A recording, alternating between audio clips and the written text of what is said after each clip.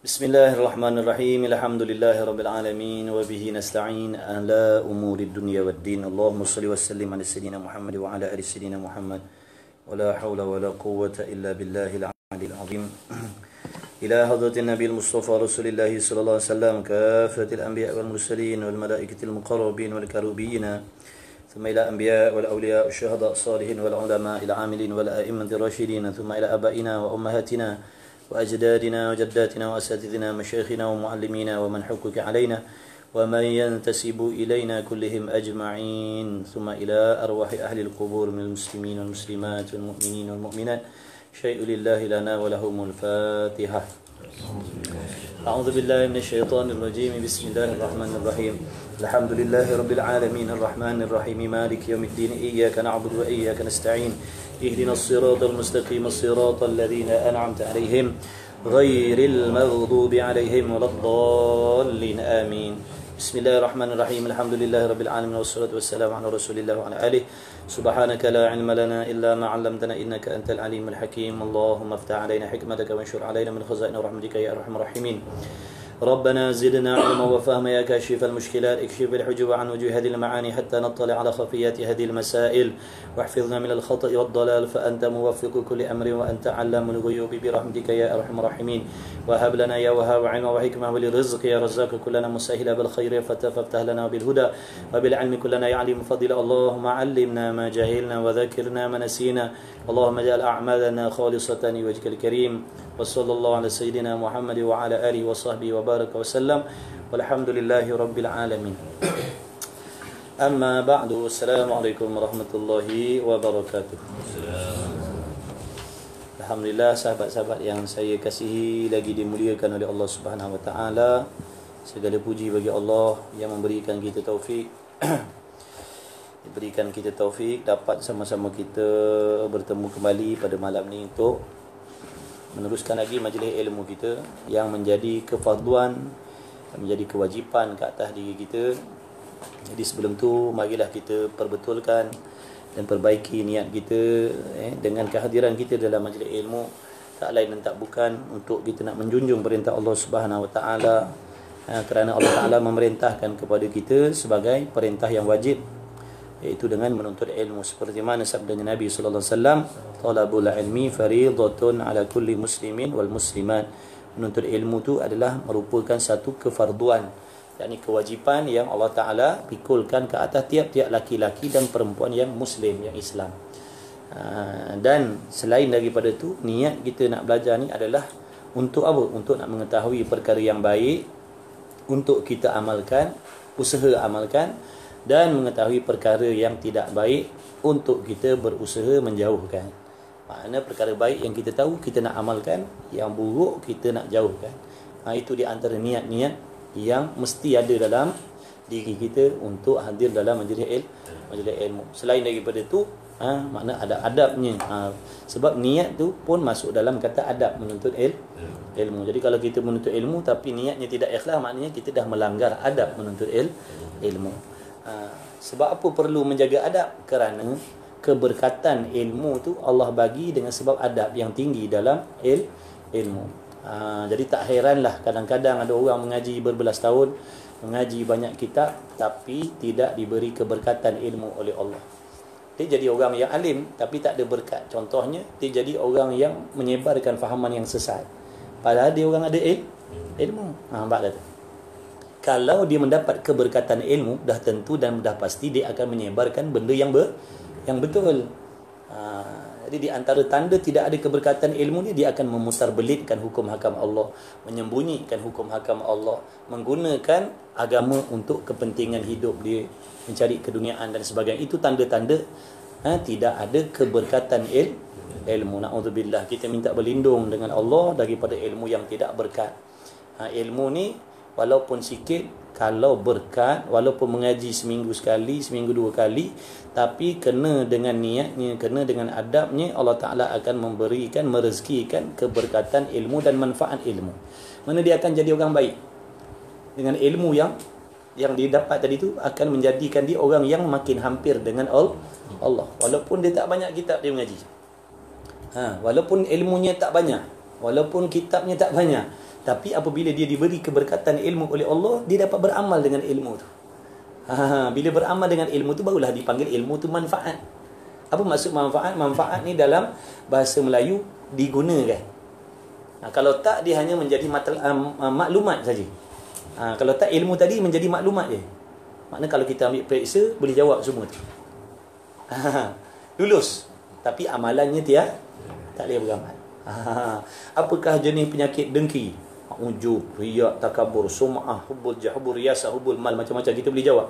Tapi kita tak boleh beramal nak meninggalkan benda-benda tu. Tapi tahu, tapi faham. Itulah perbezaan di antara ilmu yang memberi berkat dan ilmu yang tidak memberi berkat. Jadi nak dapat keberkatan ilmu, niat dan adab kita mesti kena jaga. Adab dengan kitab, adab dengan majlis, adab dengan waktu, adab dengan guru, adab dengan ulama, kita kena jaga benda tu.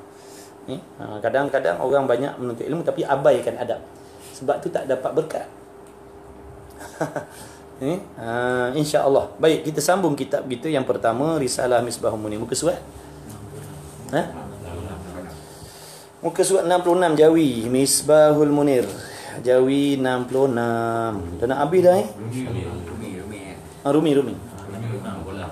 Rumi 66. Dah nak habis dah, tak banyak dah. Lebih separuh lah. Dah ada setahun kita ngaji? Belum? Minggu depan setahun?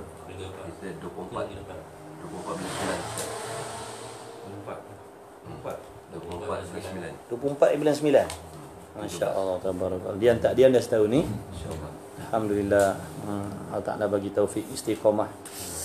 Alhamdulillah. Baik. Bagi berapa tu? Yang ketiganya, kalam masdari. Ini pembahagian sifat kalam ni. Baik, bismillahirrahmanirrahim. Qala Syekhul Muzannif rahimahullah taala wa nafa'ana bi ulumi fid darain. Amin. Baik, kita tak habis lagi cerita tentang sifat kalam, sifat yang ke-13 daripada 20. Jadi sebelum daripada musannif menghuraikan sifat kalam tu dengan lebih panjang, dulu dah dibagi tahu sifat kalam tu artinya sifat penutur ataupun sifat perkata yang ada pada zat Allah sedia kala lagi. Jadi sifat penutur yang ada pada Allah Ta'ala itu tidak menyamai, tidak menyerupai dengan segala sesuatu. Sifat penutur yang ada pada Allah Ta'ala itu qadim lagi azali, sedia kala dah ada pada zat Allah. Dia bukan daripada jenis huruf, bukan daripada jenis suara, dan bukan daripada jenis sebagainya. Bukan daripada jenis bahasa dan sebagainya. Sifat penutur yang ada pada zat Allah tu. Tak apa, habis kita ni kita ulang balik. InsyaAllah tidak 3 kali khatam, baru kita ganti kitab lain. Tak nak bagi lumat betul-betul. Haji banyak kitab tak faham buat apa. Sebuti ni pun nak ikut kan. Sebuti ni lepas Badu Ain dah ni. Faham sebuti ni lepas Badu Ain dah. Lepas ni kalau tuan-tuan nak pencet ngaji kitab ni boleh. Tuntutan Badu Ain tu kalau betul ada kitab ni faham lepas Badu Ain. Dari segi ilmu tauhid lah. Dari segi tauhid lepas Badu Ain kitab ni. Nampak? Kita nak mengaji sampai mati, bukan nak sampai khatam kitab. Sampai kita khatam.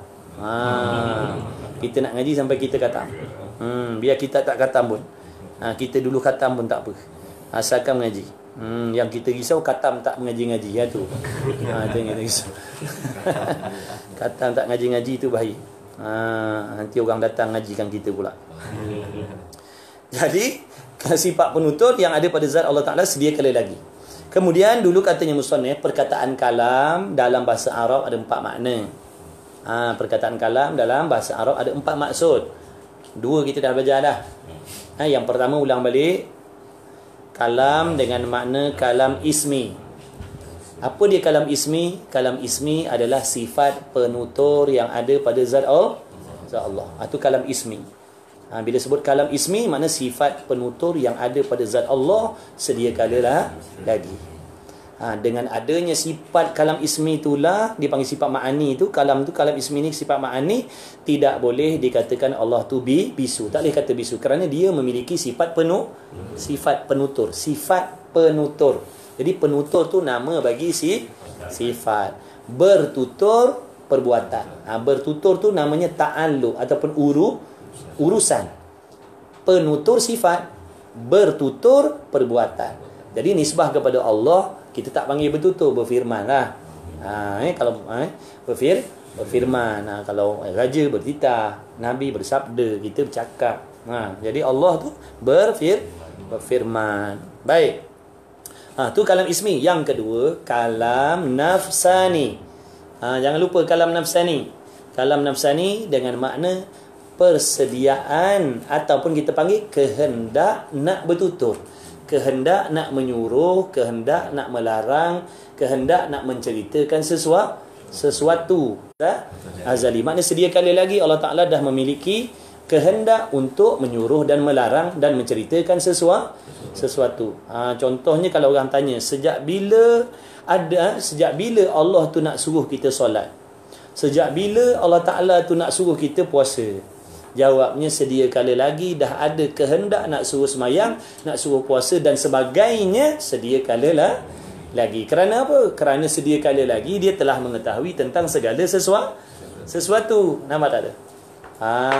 Jadi Allah tak menyuruh, Allah Ta'ala tak melarang, melainkan dia dah tahu benda tu sedia kala lagi. Kita dah belajar dalam sifat ilmu dulu. Ta'alluq bagi sifat ilmu, ta'alluq tanjizi qadim bagi sifat ilmu. Sedia kala lagi telah lulus segala-galanya dalam ilmu Allah. Padahal lagi dah ada, cuma belum suruh sebab makhluk belum ada lagi. Itu namanya kalam nafsani. Okey, malam ni kita masuk yang ketiga daripada 4. Yang ketiga daripada 4, kalam dengan makna apa tu? Kalam lafzi. Kalam lafzi. Betul? Kalam masdari. Maaf, ngantuk dah tu. Ngantuk langkau pula dah. Yang ketiga kalam masdar, iaitu kalam dengan makna bercakap. Kalam dengan makna bercakap ni kalam masdari. Kalam masdari dengan makna bercakap dan berkata-kata. Maka kalam ini, makna kalam masdari ini hukumnya baharu. Makna bukan qadim dan bukan azal. Yang dinamakan kalam masdari ni tidak ada pada Allah. Tak ada pada Allah. Sebab kalam ni baharu. Kalam masdari ni mudah kita nak cakap begini. Nama bagi perbuatan. Nama bagi perbuatan. Ni saya sedang buat apa ni? Saya sedang bercakap. Saya sedang bercakap-cakap ni. Saya sedang berkata-kata ni. Inilah namanya masdar. Kalam masdari. Kalam masdari. Makna perbuatan saya sedang bercakap. Orang tak panggil saya tidur ni. Orang panggil saya sedang bercakap. Jadi bercakap ni nama bagi perbuatan. Makna mengeluarkan bunyi, mengeluarkan suara, kuat, perlahan. Kemudian ada bahasa-bahasa yang tertentu. Dalam perkataan-perkataan yang saya keluarkan ni pula mengandungi huruf-huruf. Betul? Ayam, alif, ya, mim. Kan? Alif, ya, mim, buaya. Gitu. Jadi maknanya ini yang dinamakan bercakap. Bercakap ni orang Arab panggil kalam masdari. Hukumnya baharu. Bila kata baharu, tak ada kena-mengena dengan Allah. Tak ada kena-mengena dengan Allah. Yang ada kena-mengena dengan Allah yang dua tadi, kalam ismi dan kalam nafsani. Kalam ismi dan kalam masdari itu kena pada Allah. Kalam ismi pun qadim lagi azali, kalam nafsani pun qadim lagi azali. Adapun kalam masdari baharu. Sebab apa kata baharu? Nama bagi perbuatan makhluk bercakap. Diri keluarkan bunyi, diri mengeluarkan suara, panjang pendek, kuat perlahan dan sebagainya, itu orang panggil makhluk. Betul? Suara makhluk, bunyi makhluk, mat tak mat, idgham tak idgham, izhar tak izhar, iklab dan sebagainya, itu orang panggil makhluk. Benda baharu. Jadi yang dipanggil bercakap ni baharu. Faham Jadi kalam masdari ni nama bagi perbuatan iaitu bercakap. Tak kisahlah dia cakap bahasa orang putih ke, dia cakap bahasa Arab ke. Contoh, Bismillahirrahmanirrahim. Alhamdulillahi rabbil alamin. Ar-Rahmanir-Rahim. Maliki yaumiddin. Itu saya menuturkan kalamullah tadi. Jadi bila saya menuturkan kalamullah tadi, namanya saya sedang bercakap. Itu namanya kalam masdar. Makhluk tak? Makhluk. Nampak tak? Makhluk. Tu makhluk. Bukan makna kalam masdari ni tidak ada kena-mengena dengan Allah. Sebab tu jangan dikatakan Allah tu bercakap Arab. Jangan. Tak ada kena-mengena pun dengan Allah bahasa Arab tu. Bahasa Arab tu bahasa Rasul. Allah tidak memiliki apa-apa bahasa. Allah maha suci daripada bahasa. Sebab yang berbahasa ni makhluk. Bukankah kita dah belajar dulu mukhalafatuhu ta'ala lil hawadith? Dia tidak menyamai dengan segala sesuatu. Zatnya, sifatnya, perbuatannya tak kena mengena dengan makhluk. Tak ada yang serupa. Jadi kalau dikatakan Allah berbahasa Arab, makna dia serupa dengan makhluk. Nampak tak? Jadi dalil mukhalafah tu pegang elok-elok. Sebab kalau kita tak pegang dalil mukhalafah ni, kita akan mensyirikkan Allah. Mukhalafah ni maknanya membezakan Allah dengan makhluk. Jadi kalau kita tak pegang dalil mukhalafah ni, nanti ada di tempat-tempat yang tertentu kita akan menyamakan Allah dengan yang lain. Sebab tu jaga elok-elok dalil mukhalafah tu. Sebab tu kadang-kadang datang bayangan macam-macam, setan, iblis nak membayang-bayangkan Tuhan dan sebagainya. Kita dah belajar dah mukhalafah, tak ada kena-mengena dengan Allah pun yang kau nak bayang-bayang. Cabut dari dia. Dia kata buat masa nak layan orang ni. Sebab tu dia musuh orang belajar agama. Dia musuh sebab dia tak boleh masuk. Yang diseronok orang jahil. Orang jahil dia seronok. Sebab apa? Tipu kat sini kena, tipu kat sini kena, tipu kat sini kena. Nampak tak tu? Sebab dia tak ada ilmu, dia tak tahu.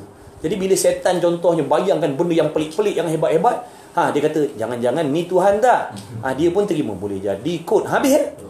Bila dia kata boleh jadi kot, habislah rosak lah. Makna dia dah boleh terima yang itu rosak kita. Tapi bila orang dah belajar, mustahil. Yang kau bayangkan, yang kau gambarkan tak ada kena-mengena dengan Allah. Allah tu mukhalafah, tak serupa dengan sesuatu. Tidak ada yang mengetahui hakikat zat Allah melainkan Allah sendiri. Jadi tak boleh nak bayang-bayang. Nampak? Jadi selamatlah kita daripada bisikan tu. Ni waktu kita jaga waktu nak mati esok, sakaratul maut tu. Siapa nak selamatkan kita? Siapa nak ingatkan kita? Siapa nak menyelamatkan akidah kita pada waktu tu? Sebab itu peluang yang terakhir bagi syaitan nak merosakkan akidah supaya kita mati dalam keadaan tercabut Islam. Dah siapa nak tolong kita waktu tu? Tok Imam dia baca Yasin, dia tak tahu sakaratul maut yang sedang kita hadapi, kucak kacir yang sedang kita hadapi. Situlah datangnya ilmu tadi tu. Manfaat ilmu tu. Sebab tu kita kena jaga. Orang yang menuntut ilmu dengan niat yang tidak ikhlas, Allah Ta'ala akan balakan dia dengan mati su'ul khatimah. Mati dia jahat. Na'udzubillah. Sebab tu jaga elok-elok kita nak mengaji. Nak hantar nak kita mengaji pesan, niat jaga. Jangan niat kerana nak gunakan besok agama. Jangan. Naya budak lah. Jadi hafiz besok supaya kau ni besok dapat gaji mahal-mahal. Jangan. Rosak dia, teruk dia besok. Nanya dia. Dia budak-budak dia tak tahu. Tapi bila kita dah didik dia macam tu, dia akan jadi macam tu.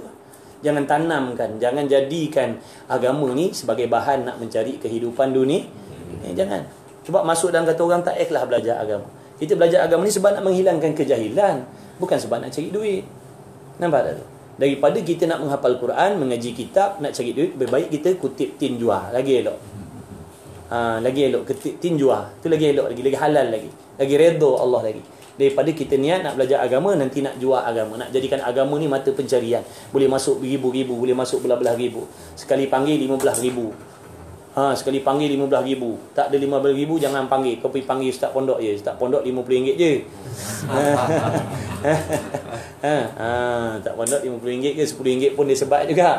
Aku minta maaf. Aku 15,000. Tak ada kau panggil orang lain. Ada jenis orang macam tu. Tapi memang dari segi hukumnya harus minta upah, tak ada masalah. Tapi bila dah sampai melampau-lampau, takut tu dicela oleh Allah. Memanglah nak dinilaikan ilmu tu tak dinilai, tak ternilai, bukan tak dinilai, tak ternilai. Maka jangan di situ kita ambil kesempatan. Jangan begitu. Kecuali ada asbab-asbab dia. Jadi saya ni contohlah, saya ni ada buka madrasah, bawah saya ada anak-anak yatim. Jadi kalau nak panggil saya tu, saya minta harga beginilah, sebab duit tu saya nak gunakan untuk nak bayar anak-anak yatim punya penyelenggaraan sekolah tu. Itu lain. Ada matlamat, ada tujuan dia. Ni tak mata-mata dia nak pakai Porsche contohnya.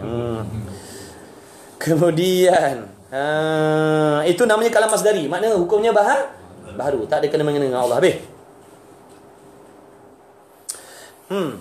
Jadi maka kalam ini baharu, yakni kalam masdari tadi baharu. Makna makhluk lah. Bila sebut baharu, makhluk lah. Lagi pula tidak ada bendanya, hanya reti. Tu dia tulis rantai kan. Garis kat bawah tu jangan cakar conteng. Garis kan elok-elok tu, tulis nombor 1 kat dalam tu, lepas tu tulis nota 1 kat tepi tu. Tulis mudah-mudahan yang betul yang mudah-mudahan yang betulnya hanya reti juga. Reti mengerti. Tulis mudah-mudahan yang betul. Kena ada perkataan tu, la'allas shawab, mudah-mudahan yang betul. Itu adab dengan kitab tu. Adab dengan kitab. Tulis mudah-mudahan yang betul, reti, bukan rantai. Reti. Salah cetak ni yang kerja malam ni, budak ni. Kitab asal betul dah. Yang mencetak ni orang tulis reti, dia tulis rantai. Boleh jadi waktu tu dipikir nak belikan rantai bini dia, boleh jadi. Hanya reti juga. Maksudnya kalam masdari ni perkara yang hanya difaham oleh akal saja. Baik. Dah sudah tulis dah? Mudah-mudahan yang betul. Jangan tulis yang confirm betul. Jangan macam tu. Kau main belagak lagi tu. Yang confirm betul, yang dalam kitab tu salah. Jangan macam tu. Jahat adab kita dengan kitab tu. Mudah-mudahan yang betul. Mudah-mudahan yang betul. Baik. Okey.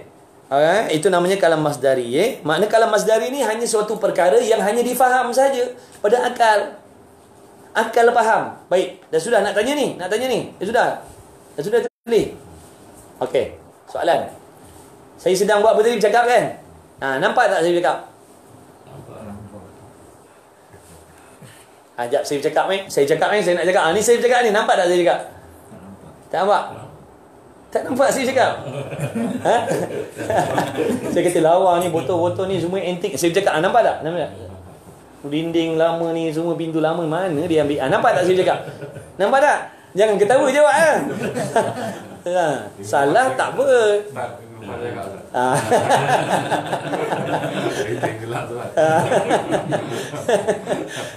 Nampak tak? Nampak tak saya cakap? Nampak? Tak nampak. Tak nampak. Tapi faham tak saya cakap? Faham. Faham tu yang dipanggil amrun i'tibar. Makna perkara yang hanya difaham sahaja. Nak tengok tak yang tuan-tuan nampak tubuh badan saya, yang tuan-tuan dengar suara saya, bukan nampak bercakap. Faham tak? Faham makna faham dia tu sedang bercakap tu. Kau nampak ke dia bercakap? Tak nampak. Saya faham dia sedang bercakap. Makna geti. Geti tak saya sedang bercakap? Geti makna faham tu sedang bercakap lah tu. Bukan nampak bercakap. Sebab bercakap tu amrun i'tibari, benda yang hanya faham je. Nampak tak saya duduk? Tak nampak saya duduk? Faham tak saya duduk? Faham. Geti kan? Kalau orang nampak duduk, hebat dia. Duduk tu tak nampak. Yang saya nampak tubuh badan. Bila tubuh badan kelakuan begini, namanya orang tak panggil menerap lah tu. Orang tak panggil menerap, orang panggil duduk. Kalau begini keadaannya, orang panggil duduk. Fahamnya duduk, tak berdiri, tak menerap. Bukan nampak duduk, tak faham duduk. Kan kalau cikgu marah, berdiri, budak-budak tak tahu je. Kau tak faham ke aku suruh berdiri? Bukan dia kata kau tak nampak ke aku berdiri. Bukan kau tak faham ke aku sedang berdiri ni. Tapi kalau cakap dia langgar je tu. Kau tak nampak aku sedang berdiri ni? Padahal salah tu. Sebab berdiri itu bukan jenis nampak, jenis jenis faham. Jadi tiap-tiap sesuatu yang hanya dipaham namanya amrun i'tibar. Ada dalam fikiran sahaja, luar tak ada. Makna pada penglihatan tak nampak, tapi faham. Begitu. Itulah yang dimaksudkan dengan kalam masdari tadi. Makna bercakap. Bila sebut bercakap, faham. Faham orang tu sedang bercakap. Tadi saya pergi kat luar tu, tengok kat simpang tu orang tu sedang duduk bercakap-cakap. Faham tak? Orang tu sedang duduk bercakap di situ tadi. Makna kita faham lah yang panggil bercakap tadi, kita faham. Tapi nak tengok diri bercakap tak boleh. Tak boleh sebab dia bukan jenis ada. Dia jenis faham. Faham tak ni? Faham. Tak faham tak apa, biasalah tu ngaji tak faham.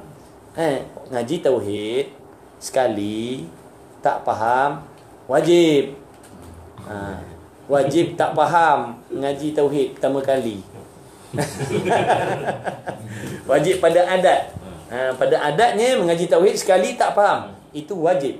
Memang garanti tak fahamnya sekali belajar. Jadi tak pelik tu. Tak payah nak ada cerita kalau macam ni aku pencen ni lah ngaji jangan, tak payah. Kalau macam Syekh ngaji tak faham je, kitab dah nak habis dah tak faham. Kalau macam ni, khatam kitab ni aku pun tak datang dah. Tak payah. Itu normal. Sekali ngaji tak faham, 2 kali ngaji tak faham. Itu normal. Jangan lari. Tak, tu normal tu. Tak jadi pelik tu. Yang pelik mengaji sekali faham. Ni pelik ni. Kita nak tahu dia kopi 14 dalam 1 ke 3 dalam 1 yang dia minum. Kita nak tahu. Orang lain ngaji sampai 2-3 kali khatam baru faham. Dia sekali je terus faham semua. Makna mencarikan adat tu. Orang panggil menyalahi adat. Mana pada adat mustahil. Tapi akal kata harus. Sebab yang memberi faham tu Allah yang maha kuasa. Tapi ada hikmah Allah Ta'ala tak bagi kita faham dulu. Sebab Allah nak kita tu istiqamah, sentiasa duduk dalam majlis ilmu. Kalau malam ni ngaji, malam ni faham, tak datang dah lah sampai bila. Baik kita berniaga 24 jam asal dah tak dulu ada dengar pergi kuliah malam. Sekarang asal tak ada. Dah faham dah semua, jadi aku berniaga je lah. Nampak? Jadi berdosa tak? Tak berdosa. Sebab kita dah dapat melepasi ilmu fardhu ain tadi. Fiqahnya dah lepas, tauhidnya dah lepas, tasawufnya dah lepas. Tajwidnya dah lepas. Makna tuntutan wajib belajar tu dah tak ada dah. Sebab wajib belajar tadi bagi orang yang tak tahu. Maka kita boleh pencen. Boleh, kitab kita boleh jual dah pada orang lain. Duduk niaga pagi petang siang malam cari getah je. Berdosa tak? Tak berdosa. Sebab dia amalan dia dah betul dah. Akidah dia betul, ikhlas dia betul. Tata cara buat ibadat sah batal dia tahu. Dia dah belajar. Tapi rugi dia tak dapat kelebihan menuntut ilmu. Walaupun kita belajar benda yang sama, pahalanya berbeza. Bukan makna kita ngaji kitab ni dah khatam besok ulang balik dah tak ada pahala dah. Sebab dulu dah pernah ngaji kitab. Dah Allah tak bakhil macam kita. Allah tak bakhil macam kita. Dia tak bakhil macam kita. Jadi mengaji je sampai bila. Kalau ada bisikan-bisikan hati tak faham lah, itu normal, tu biasa. Daripada tak faham lah jadi faham. Yang beratnya faham lepas tu tak faham. Tu lagi berat. Biar tak faham tu kemudian faham ni. Tu tahu tu benda tu mesti datangnya. Sedap tak faham. Malah lah pergi. Dia cocok sikit. Besok dia cocok lagi. Besok dia cocok lagi. Kita pula duduk seorang. Kita pula tak nak berkawan. Konon-konon boleh buat diri sendiri. Kena tipu. Orang kata bila kita dah mengaji kena berkawan. Sebab kawan yang akan menguatkan kita. Makna tali tu ada, jamaah tu. Kalau kita duduk seorang, lagi hebatlah bala tentera dia datang. Dia memang cukup dendam dengan orang belajar ni. Sungguh dulu dia dah memang musuh kita dah. Dulu ada 10 ekor. Sebelum mengaji dulu ada 10 ekor. Bila kita mula je niat nak belajar agama, dia datang 2 juta. Dia datang 2 juta. Sebab apa? Dia nak bagi kad terus ni. Kad terus ni. Makna jangan bagi dia meneruskan niat nak menuntut ilmu tu, jangan. Nampak? Sebab tu sebelum mengaji dugaan dia kurang. Bila dah mengaji macam waktu tak mengaji dulu tak ada. Meniaga okey dulu waktu tak mengaji dulu. Ni time meniaga ni lah, itulah ini. Ya ke tidak mengaji ni? Dia main tu. Dulu tak mengaji tak ada masalah. Tak ada orang tipu pun kita.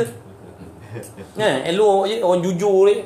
Bila mengaji pula dah kena tipu pula dah. Dia dah kata, jangan-jangan sebab mengaji ni tak. Jangan-jangan sebab mengaji ni tak. Kalau macam ni tak payah ngaji lagi lah. Sebab bila mengaji ni macam-macam. Ni menunjukkan mengaji tak betul kata dia. Dah kita pun letak jawab tak jawatan. Kembalilah ke zaman yang dahulu. Hati-hati dia punya tipu daya dia. Mainan dia dahsyat. Sebab tu kita nak kena selalu berdamping dengan orang-orang macam tu, kerana dia akan selalu mengingatkan kita. Kalau ada masalah bagi tahu. Itu adab murid dengan guru begitu. Adab murid dengan guru makna ceritakan apa masalah kita dengan guru. Baru guru tadi boleh menceritakan begini. Awak kena buat begini. Awak kena buat begini. Itulah adab murid dengan guru. Sebenarnya murid dengan guru ni dia tak ada rahsia. Dia tak ada rahsia. Masalah hati ke, masalah apa, maknanya dia kena jujur menceritakan. Sebab dia nak cari jalan yang betul. Sebab tu dulu waktu ada seorang ustaz, ada seorang tok guru dia orang Arab. Dia tanya, hari ni awak buat maksiat apa? Dia tanya, apa khabar hari ni? Baik. Yang dia maksudkan, ada buat maksiat tak hari ni? Bukan tanya sihat tubuh badan. Kan? Kita kalau orang tanya, apa khabar? Sihat. Tu tubuh badan. Ni roh. Roh sihat tak hari ni maksudnya? Maknanya kalau buat maksiat menunjukkan roh tak sihat. Dia tanya situ. Kita faham kot lain. Kita jawab sihat. Alhamdulillah sihat. Demam tak ada. Bukan masalah tu. Ada buat maksiat tak hari ni? Ada. Apa dia? Dia tanya. Merah muka kita nak jawab. Tapi dah dia guru. Dia tak marah. Dia bagi jalan penyelesaian begini. Sepatutnya kita jangan buat macam ni. Bila datang benda-benda macam tu, dia ajar kita. Itu namanya dia nak membimbing kita, nak mendidik kita, nampak tak? Bukan dia tanya tadi kerana nak menjatuhkan maruah kita. Tak. Sebab dia nak tahu apa masalah. Sebab apa yang suka buat benda tu. Dia nak tahu. Jadi di situ dia akan bagi penyelesaian. Nampak tak? Tapi kalau kita tak cerita, dia tak tahu masalah kita. Bila ditanya apa khabar? Baik lah. Hebat dia. Dia jujur. Dia tanya jujur. Itu adab murid dengan guru. Barulah guru dapat membimbing kita zahir batin. Kalau tak, guru nampak zahir je. Dia bukan kasyaf pun. Dia bukan kasyaf pun. Dia tak nampak apa masalah hati kita. Kita suka dendam ke. Asal saya ni selalu sakit hati. Kalau tengok orang dapat nikmat, saya suka sakit hati. Tu contoh penyakit. Mana bila diceritakan, adalah jawapan dia nanti. Tapi bila tak diceritakan, tak tahu. Yang dianggap kita ni tak ada dengki. Dia sangka baik dengan kita kan. Begitu. Baik, kemudian tu kalam yang keempat tadi. Kerana nama bagi bercakap, ataupun panggilan ataupun gelaran bagi bercakap, dan mengeluarkan huruf. Dan maka diri mengeluarkan huruf, diri mengeluarkan bunyi, suara itu mestilah baru bunyi. Makhluk kan? Barulah. Habis. Yang keempat, kalam lafzi. Kalam lafzi. Apa pula kalam lafzi ni? Kalam lafzi iaitu kalam dengan makna perkataan. Perkataan. Ayam, satu kataan. Itik, satu kataan. Kerbau, satu kataan. Tu perkataan-perkataan. Kan kalau kat sekolah, murid-murid susun perkataan jadikan ayat. Tu. Mana perkataan-perkataan tu lah. Ayam, itik, kerbau, lembu, pergi, ke, ini, itu. Alhamdulillahi Rabbi al-alamina. Tu perkataan lah tu. Lafaz lah tu. Orang Arab kata lafaz. Kita kata perkataan. Maka lafaz dan perkataan ni pun baharu juga. Baharu juga. Kalam dengan makna perkataan daripada huruf dan suara dan sebagainya. Yang dapat didengar selepas daripada berkata-kata. Lepas daripada bercakap baru dengar betul. Kalau tak cakap dengar tak? Sebab tu dia kata perkataan tu boleh didengar selepas daripada bercakap. Selepas dia bercakap. Tak cakap. Okey, sekejap. Saya tak cakap. Dengar. Tak dengar kan? Jadi yang dengar tadi selepas bercakap. Tengok bahasa kitab Jawi dia macam tu lah. Dia sesuatu. Dia halus. Kalau tak faham juga, tak apalah, tak faham pun mengajilah. Begitu.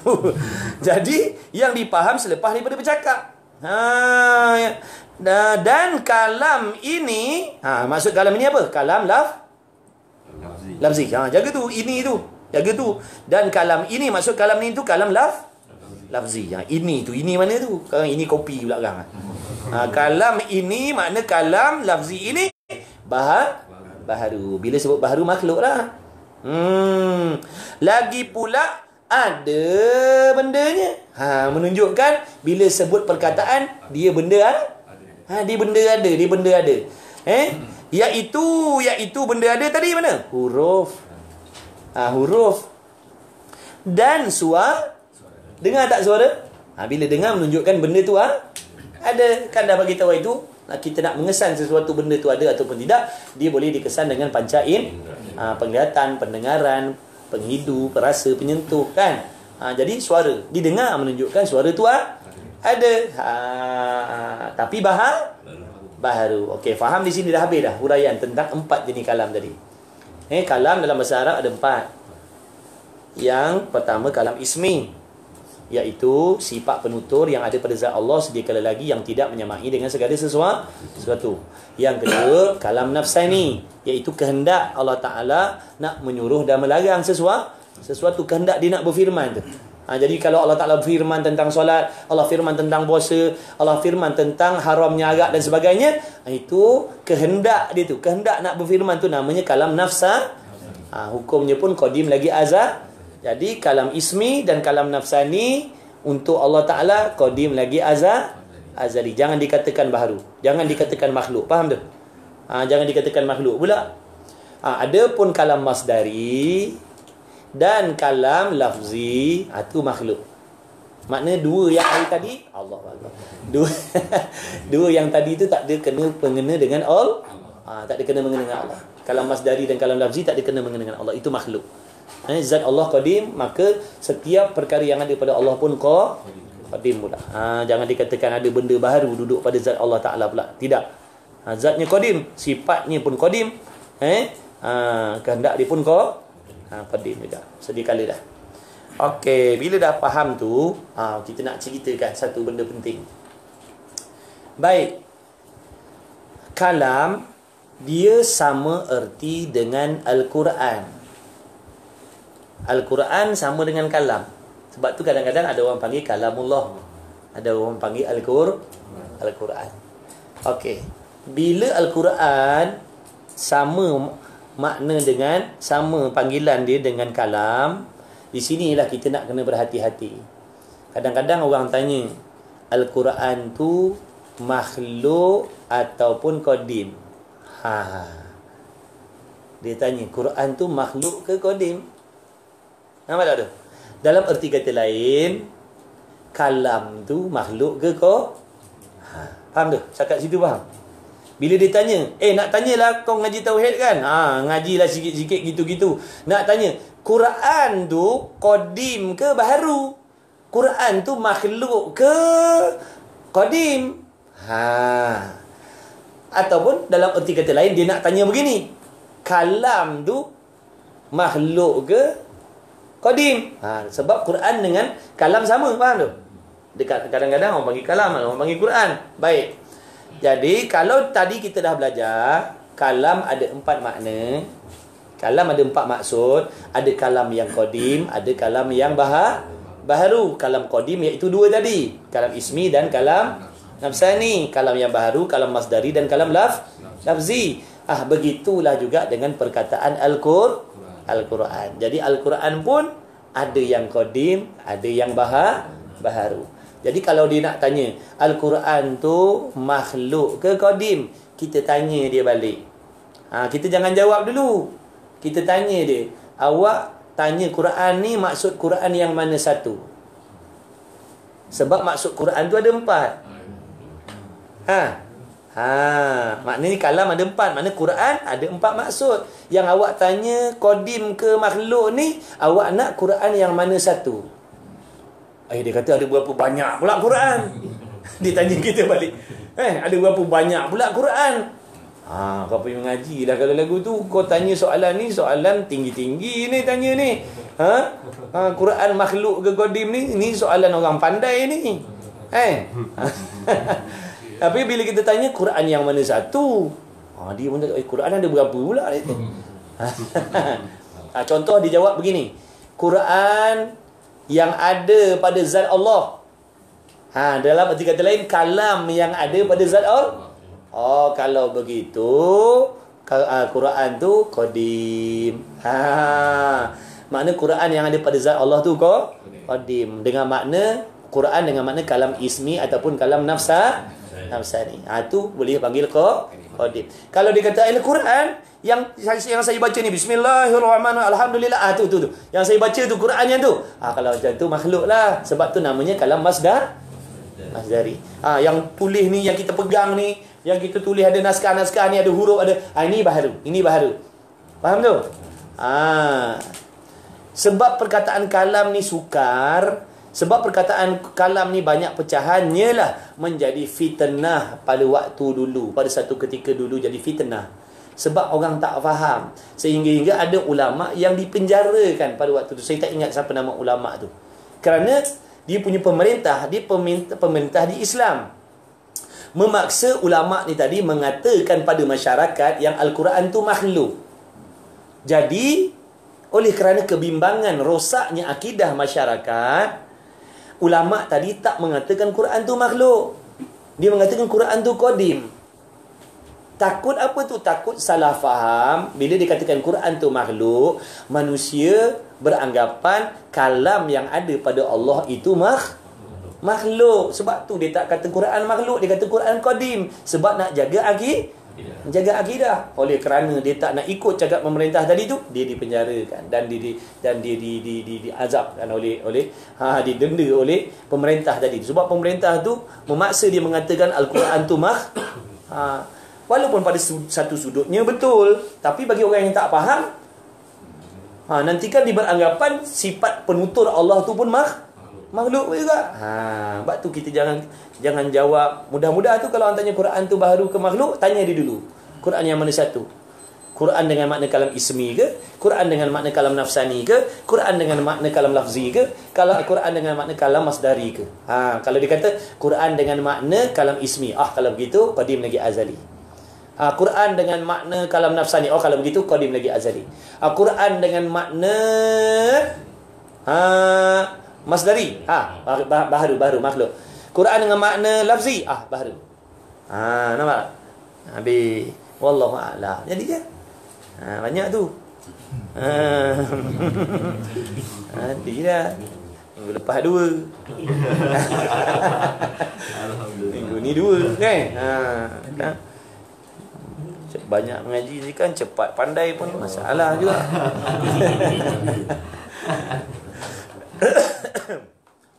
Tu tepat 1 jam sedang molek sebelah. Tepat jagung.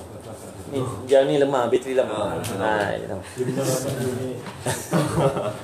Satu kitab lagi, Penawar Bagi Hati. Tauhid tak boleh banyak. Nampak dia nak kena banyak mikir. Nanti kepala kita panas.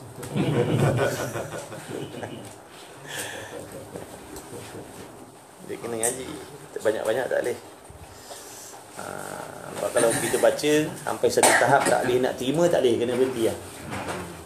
Tak boleh paksa. Tak boleh baca. Nanti dia jadi bosan. Jadi bosan besok, masuk dah benda tu kan. Dia biar dia terima dalam keadaan seronok. Sebab tu adab menuntut ilmu, murid dengan guru kena meredai. Baru tu ilmu tu syuk masuk. Baru ilmu tu tadi dia akan pergi mari tadi secara ikhlas. Nampak? Kalau salah seorang daripada murid ataupun guru hatinya tak betul, di sinilah tak akan masuk ilmu yang dia melantun. Dia melantun. Tok guru ikhlas nak bagi, murid tak ikhlas nak terima. Contohnya murid bersangka jahat dengan guru dia, tak dapat dia berkat ilmu. Nanti insya-Allah nanti kita baca kitab Pelita Penuntut tu. Nak ngaji kitab tu? Ada. Kita ada kitab Pelita Penuntut. Bukan tepung berita, perlu tepung berita setahun sekali bulan Ramadan. Kitab Pelita Penuntut Sedap itu makna dia cerita tentang adab dan diceritakan contoh-contoh orang-orang yang beradab dalam menuntut ilmu. Oh, kagum kita dengar cerita dia orang. Hebat, patut pun Allah Ta'ala bagi dia ilmu macam tu. Adab dia tinggi sangat. Kita boleh dengar je lah, tak terikut kita. Tapi orang yang tak faham, orang kata bodoh. Orang tak faham bab adab untuk ilmu ni kata bodoh. Sampai selipar tu guru pun tolong pegang macam tu. Bodoh sungguh. Tu. Sebab dia bodoh, dia tak ngaji. Kalau dia ngaji tu, Masya Allah, orang ni hebat, adab dia. Dia akan kata begitu. Kalau dia tahu. Kalau dia tahu, dia kata orang ni hebat, dia punya adab dia. Tapi kalau orang tak tahu, dia kata bodoh. Sampai bawa pergi mari, tok guru punya selipar, bodoh sungguh ni. Apa ni? Nampak tak? Sebab dia tak tahu. Tapi kalau dia tahu apa tu adab dalam menuntut ilmu, dia akan memuji orang tu. Dia akan puji. Maksud ini kelakuan yang dipuji oleh Allah. Adab dia. Ada ni cawan besar tak habis lagi, tambah cawan kecil pula ni. InsyaAllah. Allah. Oh, ada dua cawan. Baik, okey. Itu salingan kita ceritalah sikit-sikit pasal adab. Jangan mencari aib guru. Andai kata kita melihat makna ulama-ulama tadi membuat sesuatu perkara, cepat-cepat kita alihkan sangkaan kita kepada sangkaan yang baik. Sebab dia ada ilmu. Sebab dia buat tu berdasarkan ilmu. Pada kita yang tak tahu, boleh jadi kita kata tak kena macam ni tapi dari segi dia tu yang alim tadi tu, dia mengetahui macam-macam hal. Sebab tu walaupun kita nampak mana kita tak faham apa yang dibuat, bersangka tapi orang sekarang dah tak gerti tok guru ni. Tak gerti ni, salah ni buat macam ni. Dia menilai walhal ilmunya tak setara dengan guru tadi tu, dengan ulama tu. Nampak tak tu? Dia kalau contoh dalam hukum hakam. Dalam hukum hakam ni kita nak tahu contoh dalam kitab fiqh halal haram ni. Tapi selain daripada kitab fiqh, dia ada dia punya asas dia lagi, namanya usul fiqh. Usul fiqh ni maknanya dasar-dasar terbitnya hukum hakam. Dia ada sifir dia tu. CP-CP tu. Kaedah-kaedah tu usul fiqh orang panggil. Qawaidul fiqhiyah.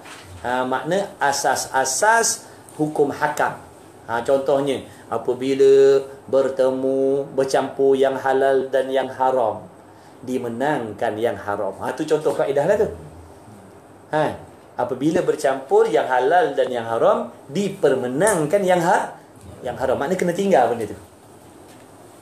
Apabila berhimpun dua kemudaratan contohnya, dia ambil mudarat yang paling ringan. Tu contoh, nampak tak? Jadi tok guru ni, ulama dia buat apa yang dibuat tu semua berdasarkan ilmu-ilmu tadi tu.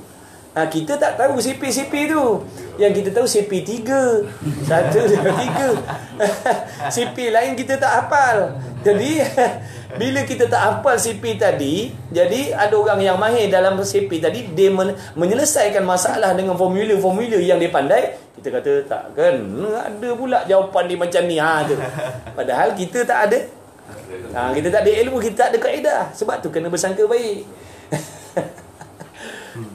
Jadi bukan setakat ngaji fiqh, tauhid, tasawuf, bukan. Bukan, tak cukup tu, tak cukup benar. Dengan nahunya, dengan sarahnya, dengan mantiknya, dengan bayannya, dengan balaghahnya, dengan arudnya, dengan fiqhnya, dengan usul fiqhnya, dengan tafsirnya, dengan usul tafsirnya, dengan hadisnya, mustalah hadisnya. Semua tu dia mahir. Dia mahir semua tu tadi tu. Bukan macam kita time nak mandi wajib. Halo ustaz, nak mandi wajib ni macam mana cara? Bukan dia jenis lagu tu. Belajar time macam nak guna dah. Dia belajar semua. Sebab tu untuk mengaji kitab ni, dia akan jumpa masalah yang kita nak pakai dan masalah yang kita tak pakai. Dia akan jumpa benda tu. Sekarang kita tak pakai, tapi dah disebutkan. Maknanya kita dah standby dah. Maknanya bila berlaku benda macam tu, kita dah. Tu kayanya ilmu fiqh pula. Kata tok guru kita belajar fiqh ni ibarat macam buat kedai kopi atas bukit. buat kedai kopi atas gunung, atas bukit. Siapa nak pergi minum tu? Kecuali orang yang kecuali orang musafir lalu situ je singgah. Kita kat bawah ni tak ada nak pergi panjat atas bukit tu, faham tu? Maksudnya orang yang berhajat saja contoh sekarang kita tak ada sakit, tak ada patah, tak ada apa, tapi belajar bab tayamum. Tak ada kena-mengena pun. Tapi nampak tak? Bila kita dah faham dari tu, bila sampai satu ketika contohnya keuzuran bagi diri kita nak menggunakan air, tahu dah. Ilmu tayamum dah ada. Itulah ibarat buat kedai kopi atas bukit tadi tu. Sekarang tak pergi minum lagi, tapi kalau lalu atas bukit singgah. Maksudnya. Jadi fiqah tu luas. Jadi kita yang tak belajar ni, biarlah tawaduk, makna merendahkan diri. Makna kita mengaku kita tak alim dalam bidang tu. Sebab bila sebut agama Islam, dia merangkumi semua. Bukan bab semayang, puasa, zakat, haji, umrah je. Semua. Islam tu merangkumi semua. Makan, minum, berkeluarga, berurusan dengan orang. Semua. Tak ada satu benda pun yang terkeluar daripada dibicarakan dalam hukum hakam Allah. Dia belajar semua tu. Dia pandai benda tu. Dia alim benda tu. Dia mahir benda tu. Kita tak tahu. Rukun semayang pun kita tak tahu.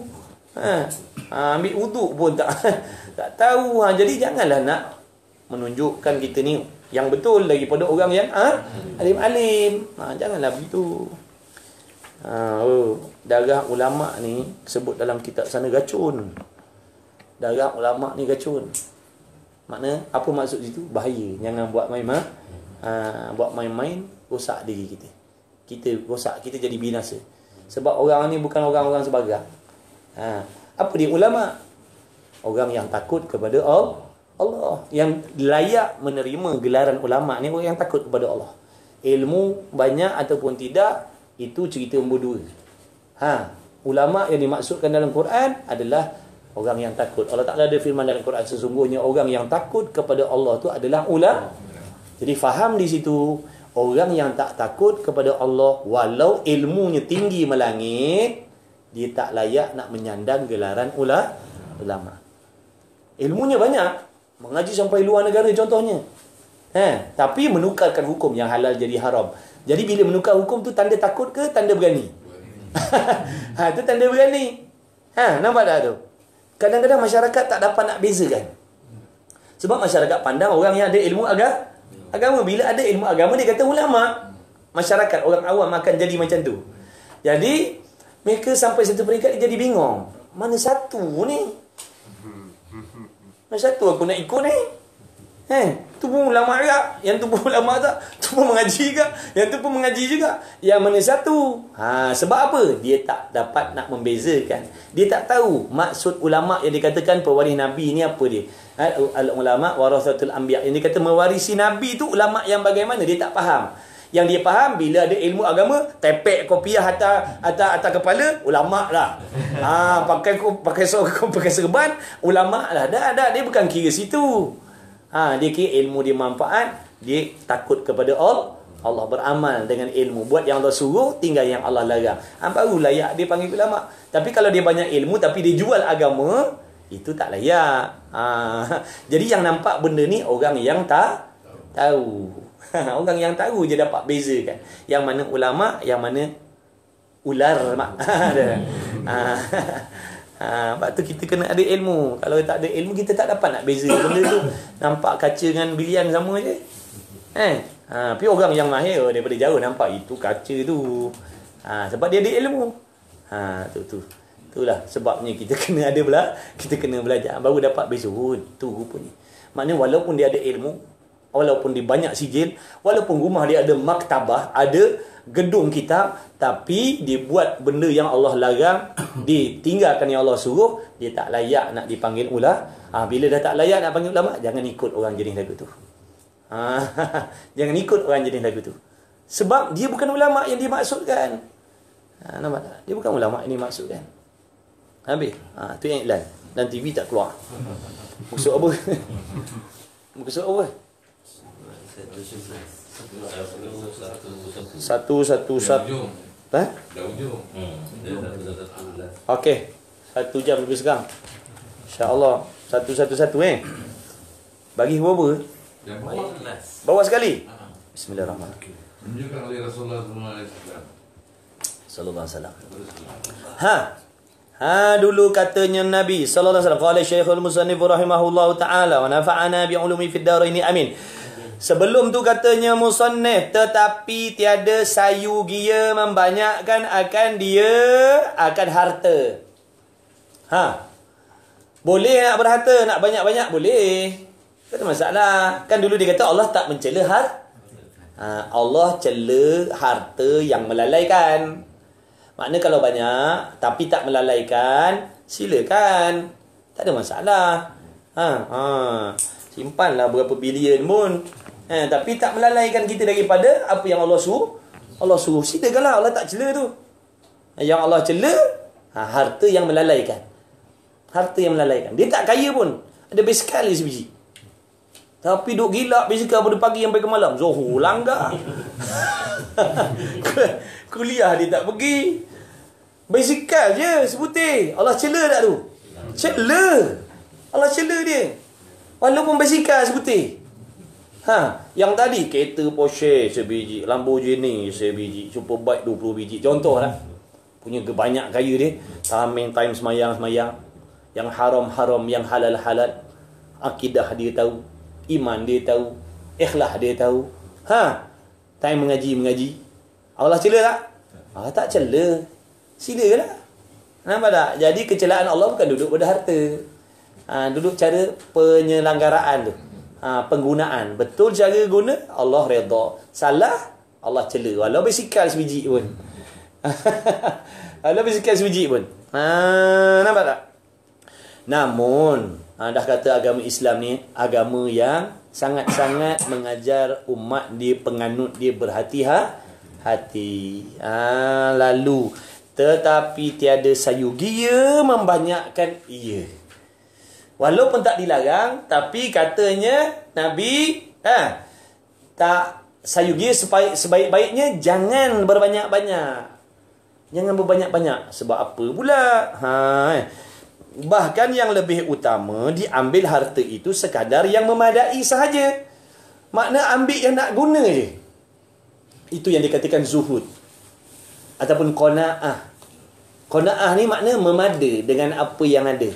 Kalau contoh pendapatan dia dalam kata RM30 sehari, memada untuk kehidupan dia dan isteri dan anak dia. Makna dia tak akan ambil lebih daripada RM30. Itu namanya qanaah. Zuhud. Kita tak sanggup situ. Sebab kita tidak ada qanaah. Kita ni lebih nak berseronok. Kita ni lebih nak berseronok. Jadi bila lebih nak berseronok, itu yang membahayakan kita. Nampak tak? Sebab apa? Bila nak banyak seronok, modalnya tentu banyak. Nak seronok dengan kenderaan. Kan? Naik kancil tak seronok. Seronok naik Lamborghini, Porsche, seronok. Bila dah nak seronok tadi, modal dia besar, betul?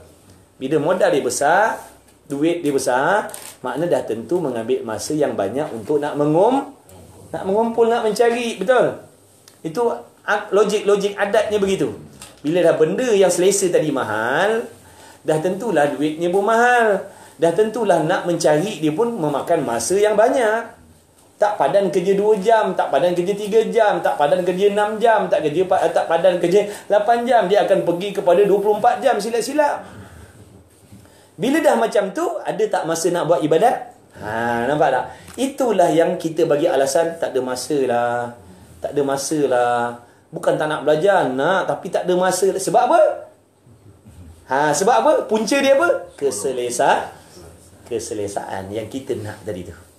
Di sinilah yang kata membinasakan ni. Sampai tahap ni yang Allah cela ni. Sebab dah sampai mengabaikan, melalaikan tanggungjawab kepada Allah. Walhal kalau kita pilih cara hidup yang bersederhana tadi tu, ada masa banyak lagi untuk nak pergi kuliah, untuk nak semayang, untuk nak dengar ilmu. Masih banyak masa lagi. Sebab apa? Dia memada-mada dengan kehidupan. Nampak tu jalan cerita dia? Tapi seandainya kalau dia nakkan keselesaan, tapi tetap dia dapat buat yang Allah suruh, tak melalaikan, silakan, tak ada masalah. Silakanlah. Makna dia orang yang hebat lah tu. Dalam keadaan dia nak selesa dan amal ibadat pun dia tak tinggal. Hebat dah dia tu. Tapi golibnya, hukum adatnya, bila banyak keselesaan, banyaklah pengurusan dia. Bila dah banyak pengurusan yang sebelah sini jadi semakin sedikit. Sepatutnya satu hari tu kita boleh letakkan waktu menuntut ilmu 3 jam contoh, boleh nak belajar 2 jam sehari, dia akan jadi setengah jam je. Contohlah, silap-silap tak ada lah. Tak ada langsung. Tu masa nak uruskan. Tadi tu cari belanja kan, urusan dengan keluarga pula lain. Tu nampak tak? Jadi sayugianya nasihat daripada nasihat kepada kita, sayugianya membanyakkan tetapi tiada sayugianya membanyakkan akan harta tadi. Bahkan yang lebih utama diambil harta itu sekadar yang memadai sahaja. Contoh lah macam abang-abang ni semua bisnes. Contoh dengan bisnes ni, contoh seorang ada 10 kedai contoh sekarang ni. Dengan 10 kedai tadi, abang tak ada masa nak semayang, abang tak ada masa nak belajar agama. Belajar tak boleh tinggal sebab penting kan? Sebab nak membetulkan amal yang kita buat tadi dengan belajar. Tapi dengan sebab 10 kedai tadi, pengurusan kita dengan 10 kedai ni, tak ada masa nak belajar, tak ada masa nak memperbaiki amal ibadat. Wajib dikurangkan 10 kedai tu. Makna kalau teruskan juga hukumnya haram. Sebab apa? Sebab merosakkan agama kita tu. Jadi ejas. Buang 1 kedai, tinggalkan 9. Dapat tak? Tak dapat lagi. Kena buang lagi 1. Sampai ada masa untuk ilmu dan amal. Baru betul. Faham tapi kalau dengan 10 tadi tak menghilangkan tanggungjawab, silakan, tak ada masalah. Ini yang kita nak kena ejas tadi tu. Andai kata pekerjaan yang sedang kita buat ni menyebabkan kita tak ada ruang untuk buat benda yang wajib, kita kena ubah jadual tu. Makna kalau jawatan-jawatan yang banyak tadi kena buang sehingga tinggal jawatan yang boleh mendekatkan diri kita dengan Allah. Tapi nak buang tu dah sayang tu. Nak buang benda yang seronok kita nak buang. Tapi itulah tanda pengorbanan dan keimanan dia kepada Allah. Dibuang benda yang dia sayang. Allah nilai tu. Allah tahu dia sayang dengan benda tu. Tapi oleh kerana hebat iman dia kepada akhirat, dia sanggup buang yang dia suka kerana takut meninggalkan amanah Allah. Allah kira tu. Allah tahu hati kita tu pedih tak pedih meninggalkan seronok tu. Macam sekarang ni, tuan-tuan ni duk korbankan masa tidur, masa rehat dengan keluarga. Ada perasaan hati kita berasa macam Allah kira tu. Bukan Allah tak kira, Allah kira tu perasaan tu. Allah kira tu. Ada pahala tu. Jangan kata Allah ambil bahagian ni dah. Dari apa sahaja yang bersangkut paut dengan ilmu, majlis ilmu, kehadiran kita dalam, Allah tak tinggalkan satu pun. Semua diambil oleh Allah, dikira. Ni yang dikatakan wa may ya'mal mithqala dzarratin khairan yarah wa may ya'mal mithqala dzarratin syarran yarah. Buat amal sekecil-kecil pun akan tengok balasan baik dia besok. Buat kejahatan sekecil-kecil pun akan tengok dosa dia, azab dia nanti di hari kiamat. Allah tak perasaan kita kadang-kadang nak ikut seronok rehat kat rumah, duduk dengan family, tengok TV apa benda semua, seronok. Tapi demi agama tadi, kita sedar kalau aku tak pergi belajar sampai bila-bila, aku takkan tahu benda macam ni. Pergi tinggalkan keluarga tadi dalam keadaan hatinya tadi sayang nak meninggalkan, pergi juga. Tanda iman dia kepada Allah. Allah kira, Allah tak lupa. Dia ilmu dia bukan macam kita tak. Dia kira satu-satu. Sebab tu niat tadi kita nak kena jaga. Kalau niat dalam menuntut ilmu tak jaga, sekecil-kecil ataupun sebesar-besar pengorbanan kita dalam ilmu, Allah tak kira satu pun. Segala susah payah kita dalam nak mendapat ilmu tadi, oleh kerana niat tak betul, Allah tak kira satu pun. Walaupun pengorbanan tu besar sangat-sangat. Kita tinggalkan kampung halaman, kita tinggalkan bini, kita tinggalkan anak-anak, contoh tinggalkan mak bapak sebab nak belajar agama. Tiba-tiba dia belajar tadi dengan niat yang tak betul. Allah tak kira tu pengorbanan besar-besar. Tapi kalau dengan niat yang betul, daripada sekecil-kecil, Allah kira memberi ganjaran yang sangat besar dengan sebab ilmu. Maka jaga niat kita itu. Jaga niat kita. Yang memadai sahaja. Ni cerita orang lebih-lebih lah ni. Kita dengar cerita je ni. Sebab tu ngaji kita tasawuf ni, kata Tok Guru, supaya kita dapat menilik diri kita, perbezaan diri kita dengan orang yang hebat-hebat amalnya di sisi Allah. Mereka macam ni. Dia bukan tak nak dunia, dia nak dunia. Dia ambil sekadar yang dia nak guna untuk ibadat dia. Dia tak macam kita. Kita ambil sebab lebih nak seronok. Di samping nak menggunakan ibadat, samping-samping tu nak ada seronok juga. Dia ambil bukan nak seronok, dia ambil qadar nak tolong ibadat je. Sebab tu dia macam tu. Dia macam tu. Makan lebih kurang, pakai lebih kurang, rumah lebih kurang, apa lebih kurang je. Sebab apa? Dia nak gunakan benda tu untuk tolong ibadat je. Sebab dia tahu benda tu akan ditinggalkan bila-bila masa. Jadi dia tak naklah bersibuk dengan benda-benda yang akan ditinggalkan tadi, sehingga dia meninggalkan tanggungjawab kepada Allah. Maknanya siapa cerdik? Dia cerdik lah. Golongan ni cerdik sebenarnya. Tapi dah kita kata ni set-set bodoh ni. Orang nak hebat-hebat dipilih macam tu. Makan lebih kurang, pakai lebih kurang, menunggu lebih kurang. Tak cerdik buat-buat ni. Rupanya kita yang tak cerdik ni. Nampak tak? Jadi bila kita dah tahu mereka tu duduk dalam keadaan betul, kita kena hormat orang-orang jenis macam ni. Kena kagum, dalam hati kita kagum. Ya Allah, aku tak boleh nak buat lagu ni. Malulah aku. Bukan kutuk. Bukan mencela, bukan merendahkan, bukan mencaci. Kita tak kuat nak buat macam dia tu. Makan lebih kurang, pakai lebih kurang, kerja lebih kurang. Sebab dia mengutamakan amal ibadah. Kita tak mampu nak buat macam tu. Patut kita hormat. Bukan kita cela. Ni kita cela. Ni set-set ni apa ni ketinggalan apa benda. Saya tanya sebab apa? Kita ni kita nak seronok. Sampai sebab nak seronok yang sementara tadi, semayang tak betul, akidah tak betul, ikhlas tak ada. Dah, macam mana kita nak pastikan yang semayang kita betul sedangkan kita tak ada waktu nak ambil tahu benda tu? Takkan orang tak ambil tahu lagi betul semayang daripada orang ambil tahu pula? Orang tak belajar akidah, akidah dia lagi betul daripada orang yang belajar akidah. Orang yang tak belajar ilmu semayang, semayangnya lebih soh, lebih tepat daripada orang yang belajar semayang. Terbalik kot tu. Dalam 1000 orang tak ada satu tu. Sebab tu kita kena tawaduk. Makna merendah diri, mengakuilah yang kita ni memang orang yang kasihkan dunia. Kena mengaku memang aku ni orang hina sungguh. Aku tak ada lawan ni puak-puak ni semua orang mulia-mulia sisi Allah. Barulah timbul rasa hormat dengan orang jenis macam ni. Barulah timbul rasa hormat sebab kenal dia tu, sebab kita tahu siapa dia gitu. Boleh timbul hormat, tapi bila tak kenal itu yang kita merendahkan dia. Jadi biadab dengan orang macam ni. Padahal orang-orang ni orang yang dikasihi oleh Allah. Berat kita kalau duk cela orang yang Allah kasih. Kau cela kekasih dia tu. Kau cela kekasih dia tu. Yang kau cela tu kekasih Allah tu. Berat tu. Dia macam adat bercinta lah. Adat bercinta, orang tu tak marah kita. Dia marah, contoh bini kita lah. Dia marah bini kita. Kita marah tak? Marah lah dia marah kekasih kita tu. Dah, kalau kita benci orang-orang yang dikasihi oleh Allah, Allah marah tak? Allah marah kita. Sebab tu jangan caci maki ulama' tu. Nempah mak tu. Ulama' yang dikatakan takwa tadi kekasih Allah tu. Kita maki dia, kita cela dia, Allah benci kita tu.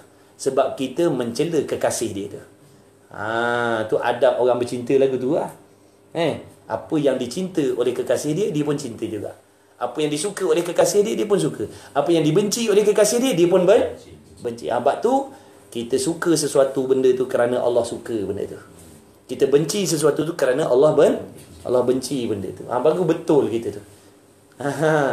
Mana apa yang Allah kasih, kita kasih. Apa yang Allah benci, kita benci. Baru betul kita punya perjalanan tu. Kalau kita kasih benda yang Allah benci, habis. Yang Allah benci, kita kasih. Yang Allah kasih, kita benci. Terlongkop lah, terbalik. Terlongkop lah. Akhir zaman dia dah terbalik. Dia dah terbalik dah. Benda yang Allah kasih, manusia pakat benci. Benda yang Allah benci, manusia pakat kasih. Orang yang derhaka pada Allah, orang kasih. Orang yang taat kepada Allah, orang akhir zaman. Jadi hati-hatilah, jangan kita masuk dalam kelompok tu. Sebab kelompok ni sikit mana kelompok yang benar sedikit. Sebab tu ada dalam sebut dalam doa, Allahumma ja'alna minal qalil. Ya Allah, masukkanlah aku, letakkanlah aku, himpunkanlah aku dalam golongan yang sedikit. Sebab yang sedikit inilah yang Allah terima. Banyak Allah tolak. Penghuni neraka lebih ramai daripada penghuni syurga. Nak banding orang ikhlas dengan tak ikhlas, banyak tak ikhlas daripada ikhlas. Nak bandingkan orang sabar dengan orang tak sabar, banyak orang tak sabar. Nak cari orang yang kasih agama dengan tak kasih agama, sikit orang kasih agama, banyak orang benci dengan agama. Sebab tu dalam doa tu maksudnya Allah maj'alna minal qalil. Ya Allah, masukkan kami dalam kelompok yang sedikit tu. Kita takut duduk dalam kelompok yang banyak yang tak diterima oleh Allah. Kerana apa tu? Memadai saja kerana doanya Nabi SAW. Sakit lutut pai. Allah kira tu. Jangan mengut. Mengut hilang kepala. Jangan ngeluh. Alhamdulillah, sakit lutut pak kepala. Ya. Allah kira sakit. Dia tahu kita sakit. Dia tahu kita lenguh. Dia tahu. Allah, hebat ilmu Allah tu. Dia tahu dia nilai semua dia ambil. Dia ambil semua tu. Perniagaan yang tak rugi adalah berniaga dengan Allah. Takkan rugi. Tak rugi. Berniaga dengan Allah takkan rugi, sungguh. Orang tak beli ke? Tak rugi. Kita cakap benda agama, orang tak nak pakai, untung kita untung. Jangan buat apa, cakap-cakap nasihat-nasihat orang kan nak pakai. Tak apa, untung. Sebab yang bayar gaji tu Allah. Kalau kita kata aku cakap ni, aku berdakwah sebab nak orang ikut, habislah kita. Cakap benda baik, ajak benda baik, larang benda maksiat kerana Allah suruh, dah lah. Orang nak ikut ke, lantak lah. Orang tak nak ikut pun lantak lah. Bukan makna bila orang ikut kita dapat pahala dah. Orang tak ikut kita tak dapat pahala dah. Orang tak ikut ke, orang ikut ke, kita tetap dapat pahala selagi niat kita betul. Itu yang dikatakan berniaga dengan Allah tu tak rugi. Jadi tak payah kecewa lah. Tak payah kecewa. Bila kita nak ajak pada orang, pada agama, orang tak nak pakai, tak payah kecewa. Kita tetap untung. Kita tetap untung. Kan sebut Habib Razik kata, tegakkanlah kebenaran.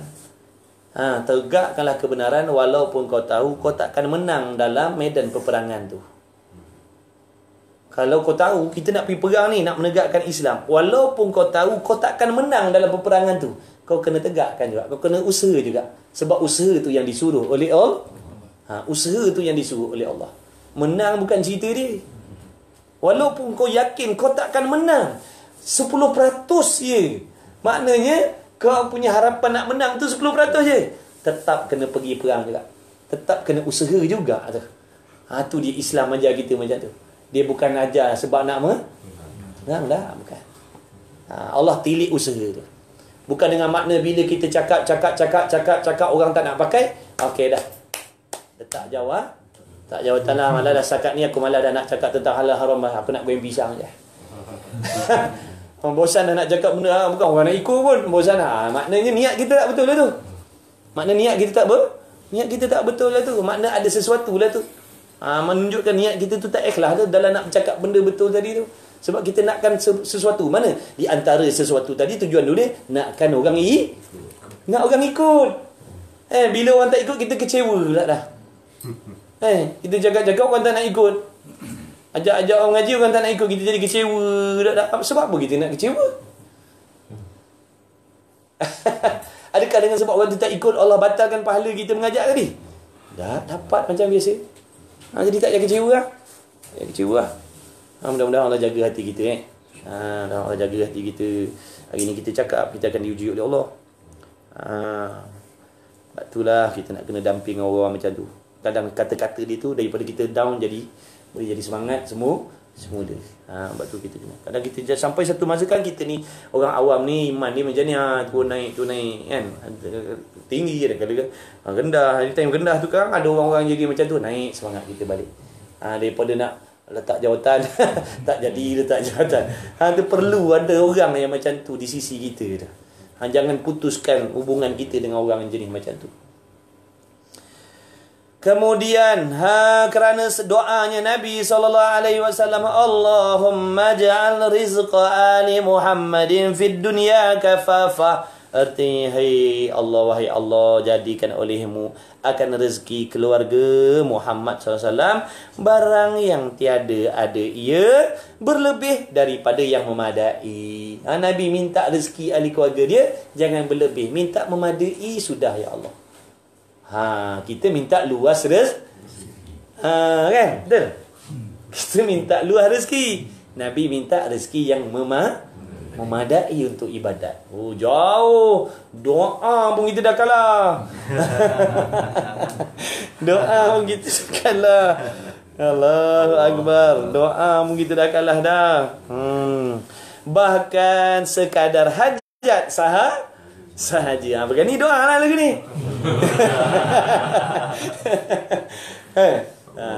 Berani doa lah je ni. Boleh doa, tapi kalau Tuhan bagi kena sabarlah. Jangan hebat-hebat. Kita ni tak sampai tahap tu. Kita sampai jangan kan jadi gila. Jangan kan jadi jangan. Ini bukan sekolah kita ni. Ini universiti PhD ni. Kita tadika. Ni kita dengar cerita orang yang berjaya je ni. Hebat.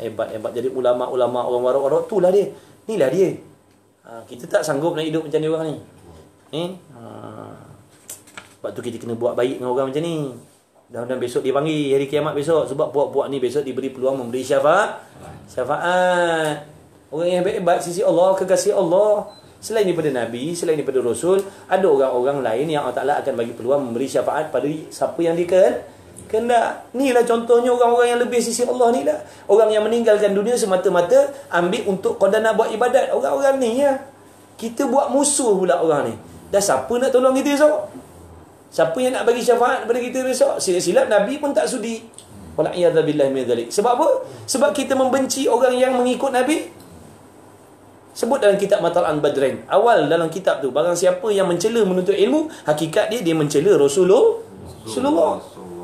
Barang siapa yang mencela orang yang belajar agama, budak-budak yang belajar agama, hakikatnya dia mencela Rasulullah. Sebab orang-orang ni dicela kerana mereka mempelajari apa yang dibawa oleh Nabi.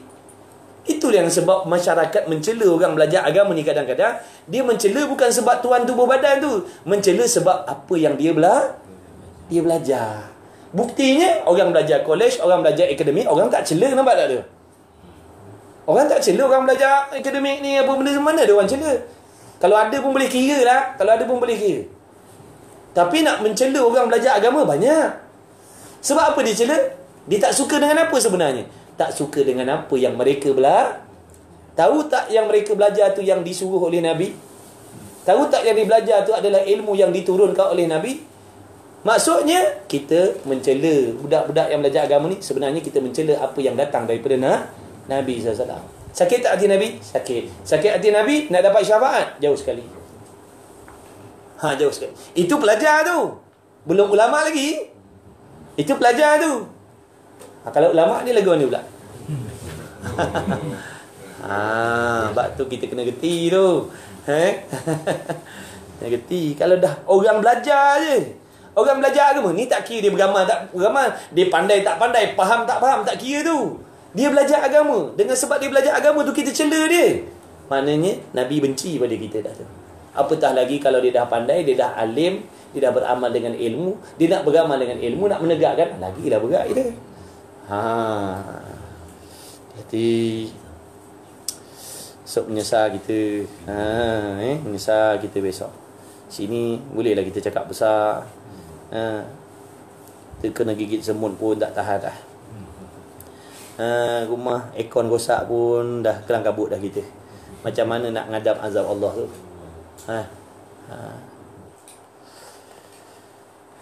Jadi setidak-tidaknya kita hormat. Jangan biadab, hormat. Dalam hati ada kasih dengan orang-orang jenis macam ni. Mudah-mudahan dengan perasaan kasih terhadap orang-orang macam tu, Allah ambil kira juga kita besok. Kemudian menunjukkan oleh Rasulullah sallallahu alaihi wasallam dengan ini doa. kepada bahawasanya tiada sayugianya bagi mereka yang berakal. Maksudnya tidaklah sepatutnya bagi orang yang cerdik bahawa penat ia pada menuntut mencari akan yang lebih daripada qadar hajat, kerana tiada ada kebajikan padanya. Sebab tak ada bawa kebajikan pun dalam nak berlebih-lebih tadi. Lebih-lebih lagi pula katanya ulama, yang dikatakan rezeki tu adalah benda yang kita gunakan. Ada pun yang kita himpunkan tapi belum digunakan, tak masuk dalam rezeki kita lagi. Duit ada 20 juta dalam bank, yang kita dah belanja zakat ni, itulah rezeki kita. Yang 20 juta tu bukan kita punya. Nampak tak? Pakaian kita beli pakaian banyak-banyak, simpan dalam amari, tak pakai, dalam plastik lagi, bukan kita punya tu. Itu bukan benda rezeki kita. Yang kita dah sarung ni nama rezeki. Nasi yang dalam, beras yang dalam tong tu bukan rezeki kita lagi tu. Nampak tak? Jadi kita nak menghimpun benda-benda yang tak ada manfaat bagi diri kita tadi. Yang lebih hinanya, kita cari benda-benda tu tadi dengan tujuan nak memberi kesenangan kepada orang yang kita nak tinggalkan. Kita habiskan masa kita pagi, petang, siang, malam cari duit sebab nak bekalkan duit. Kalau kata kita mati besok, nak bagi bini kita, anak-anak kita. Betul? Nak bagi dia orang senang. Tapi bila kita mati, segala amal kita Allah tolak. Kita dah penat ni, habis usia kita ni, kumpul harta nak tinggalkan untuk anak bini. Tiba-tiba bila mati, dia azab oleh Allah, diseksa oleh Allah sebab amal kita rosak. Cerdik tak kita? Kita tak cerdik. Sebab apa? Memberikan kesenangan pada orang yang atas dunia, sedangkan kita diazab oleh Allah dalam kubur. Ini yang disebutkan dalam kitab Ta'limul Aulad. Bukan tak boleh. Boleh nak cari harta tu, tapi jangan sampai terabai akhirat. Sebab nanti kita akan jadi golongan yang macam ni, yang tak cerdik ni. Makna tungkul lumu habiskan masa dan waktu untuk nak bagi senang orang yang hidup. Mana bila kita mati besok, dia berseronok dengan kesenangan tu. Kita dalam kubur diazab, dibakar, diseksa oleh Allah. Kita orang beriman, tuan-tuan. Kita percaya ada azab kubur. Cerita azab kubur tu bukan cerita dongeng-dongeng, tak, cerita sungguh. Maknanya kita tak cerdik lah macam tu, jadi lilin. Nak terangkan orang lain, diri kita terbakar. Jangan jadi macam lilin. Jangan jadi macam lilin. Makna nak menerangkan yang lain, jangan sampai diri kita terbakar. Makna nak memberi kesenangan pada anak bini, jangan sampai kita diazab oleh Allah. Jadi berpada-pada. Makna time cari rezeki untuk anak bini, time kita nak belajar, aku kena belajar juga. Sebab ini untuk kesenangan aku dalam kubur besok. Jadi barulah kita berpada-pada mencari kesenangan. Lagi pula Allah Ta'ala dah jamin kan rezeki kita, anak kita, isteri kita, semua Allah dah jamin dah. Allah khalaqakum thumma razaqakum. Allah Ta'ala bagi tahu dalam Quran, Allah Ta'ala menjadikan kamu dan Allah Ta'ala yang memberi rezeki kepada kamu. Bukan maknanya Allah sila ambil air. Bukan saja Allah Ta'ala menjadikan kita, lepas tu Allah Ta'ala membiarkan kita. Bukan Allah Ta'ala menjadikan kita, lepas tu Allah biarkan kita. Tak. Allah jadikan kita, kemudian Allah Ta'ala apa? Allah Ta'ala jadikan kita, kemudian Allah Ta'ala uruskan kita punya rezeki. Wa ma min dabbatin fil ardi illa 'ala Allahi rizquha. Tidak adalah yang melata atas muka bumi itu melainkan rezekinya dijamin, diberi oleh Allah. Masuklah binatang, masuklah tumbuhan, masuklah batu kayu, masuklah setan iblis, masuklah semua, rezekinya dijamin oleh Allah.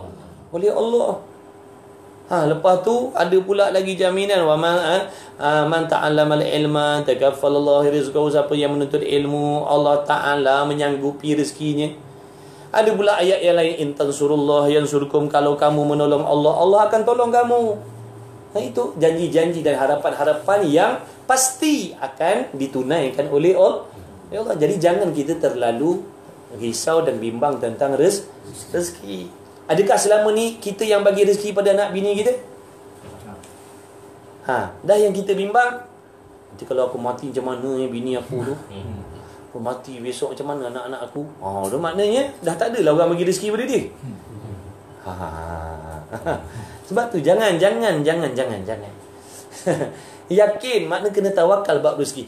Usaha sekadar kemudian serah kepada Allah. Usaha tu kena, tapi sekadar. Dan jangan percaya pada usaha. Jangan percaya pada usaha tu, kerana yang memberi rezeki Allah, bukan usaha tu. Jadi kita usaha berpada-pada kita usaha tu.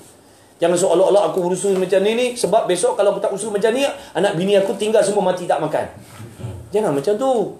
Nanti lagi akidah kita, tuan-tuan. Akidah kita nanti boleh lari. Kalau kita sendiri yakin yang menyampaikan rezeki pada isteri kita dan anak-anak kita adalah kita, bukan Allah. Bukan Allah. Allah suruh kita usaha dan Allah suruh bertawakal. Mana berusahalah dan serahlah kepada Allah. Allah akan uruskan semua. Jangan risau. Selama ni pun sebelum kita kahwin dengan bini kita pun rezeki dia diberi oleh Allah. Bukan sebelum kahwin pun kita yang bagi rezeki dia tu waktu dia anak dara dulu. Dah. Allah Ta'ala yang bagi rezeki pada dia. Begitulah juga kita dah kahwin. Bila dah besok dah mati pun rezekinya dijamin oleh Allah.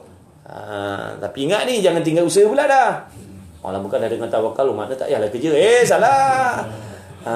Dah bertawakal bukan dengan makna meninggalkan usaha. Usaha mesti. Sebab tu asbab yang Allah suruh.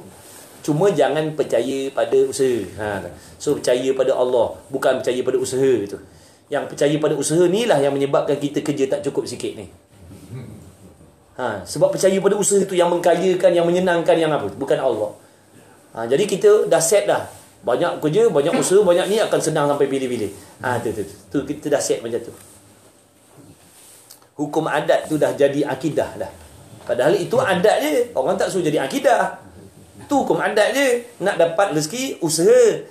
Adatnya orang panggil. Mana nak dapat rezeki? Pada adat, kena usaha. Tu hukum adat. Ni tak dipegang dengan adat tadi tu.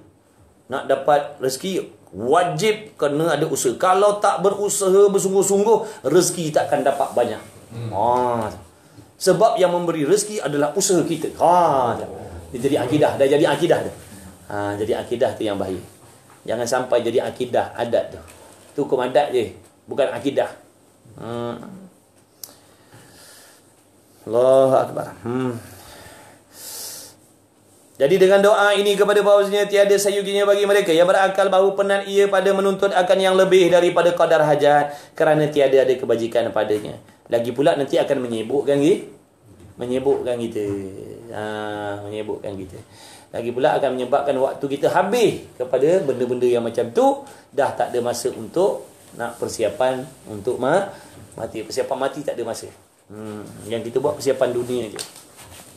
Bermula qadar hajat itu. Nanti kemudian kalau orang tanya, macam mana qadar hajat tu? Nak cari rezeki qadar hajat macam mana? Boleh jadi ada persoalan.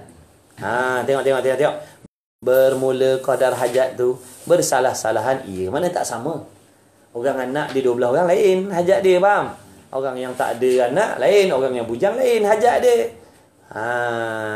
Ni dia bujang, tapi hajat dia macam orang ada anak 24 orang, bini 4 orang. Ibarat dia macam dia bujang, tapi dia punya usaha tu ibarat macam ada anak 24 orang, bini 4 orang.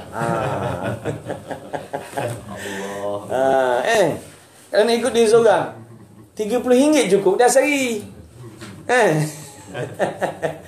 Makan kat kedai satu hari. Tak habis RM30.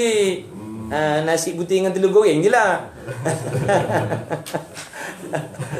Tapi tak, dia punya usaha tu 24 jam tak berhenti sepanjang minggu. Kesurau pun tak sempat. Orang tanya, kau bini berapa? Belum kahwin lagi.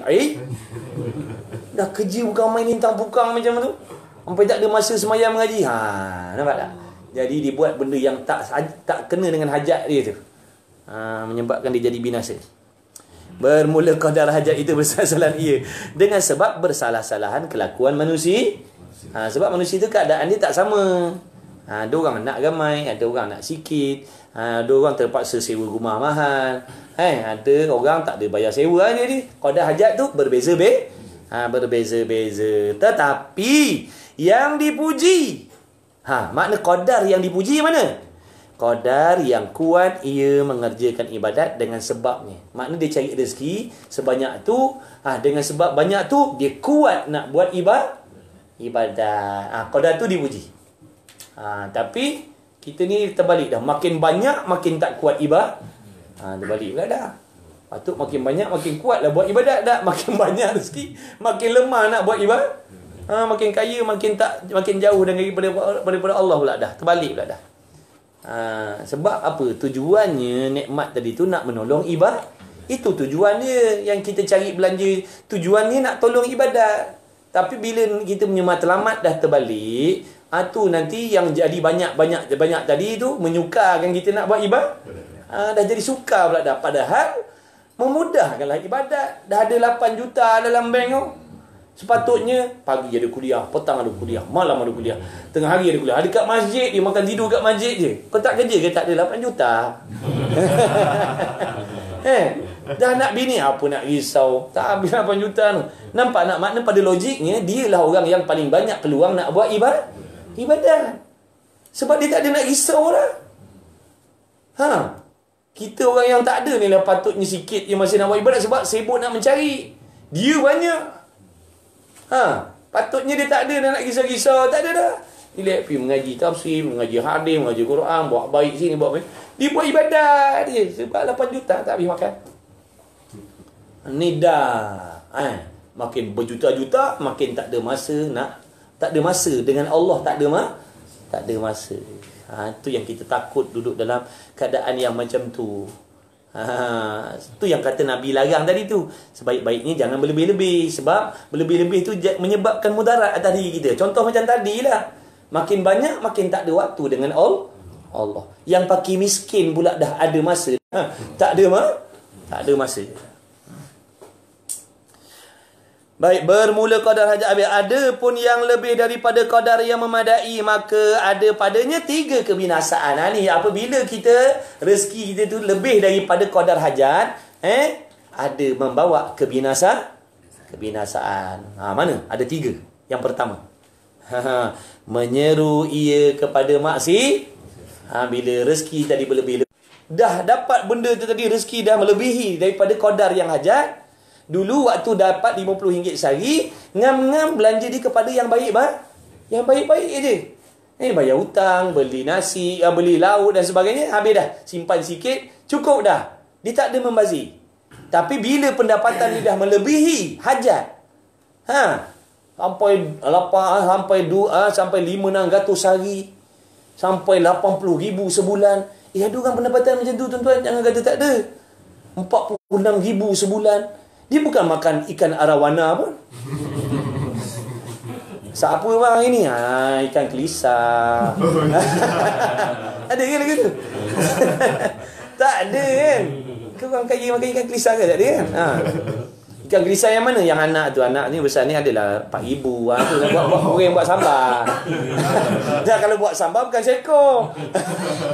Kalau dah nak ikan kelisa besar ni. Kelisa apa? Kelisa emas. Oh, betul kaya. Kau ni memang bau betul kau ni kaya. Makan pun ikan kelisa. Allah, tak ada sampai tahap macam tu. Nampak tak? Jadi bila dah berlebih-lebih, dah mula dah dia punya duit tadi tu dah diserongkan kepada benda yang sia-sia. Itu yang Nabi tegah tadi tu. Takut ke situ. Itu yang kata Islam ni agama yang nak jaga kita daripada terus terlorong kepada tempat-tempat yang macam tu. Islam ni dia jenisnya dia tak nak bagi ada biji benih jahat tadi tu. Biji benih jahat tu jangan bagi ada. Tu jenis Islam. Bukan dia kata biji benih jahat tu biarlah dulu. Dia dah parah pinggang sok baru tebah. Tak, dia bukan jenis macam tu. Biji benih pun jangan. Tu Islam. Maknanya jangan ada sebab-sebab yang nak menarik kita kepada benda rosak tadi tu. Islam larang benda tu. Sebab Allah tahu dia yang suruh, dia yang buat alam ni. Dia yang tahu kalau banyak harta manusia akan jadi macam mana. Itu yang dia kata sebaik-baiknya jangan. Sebab dia tahu. Kita ni macam monyet dalam kebun apa? Dalam kebun sang kancil tu. Kancil kata jangan monyet. Aku nak juga, aku tak kira. Tu yang berasap telinga kita tu. Kancil kata jangan sebab kancil tahu. Dia yang tanam pokok lada tu.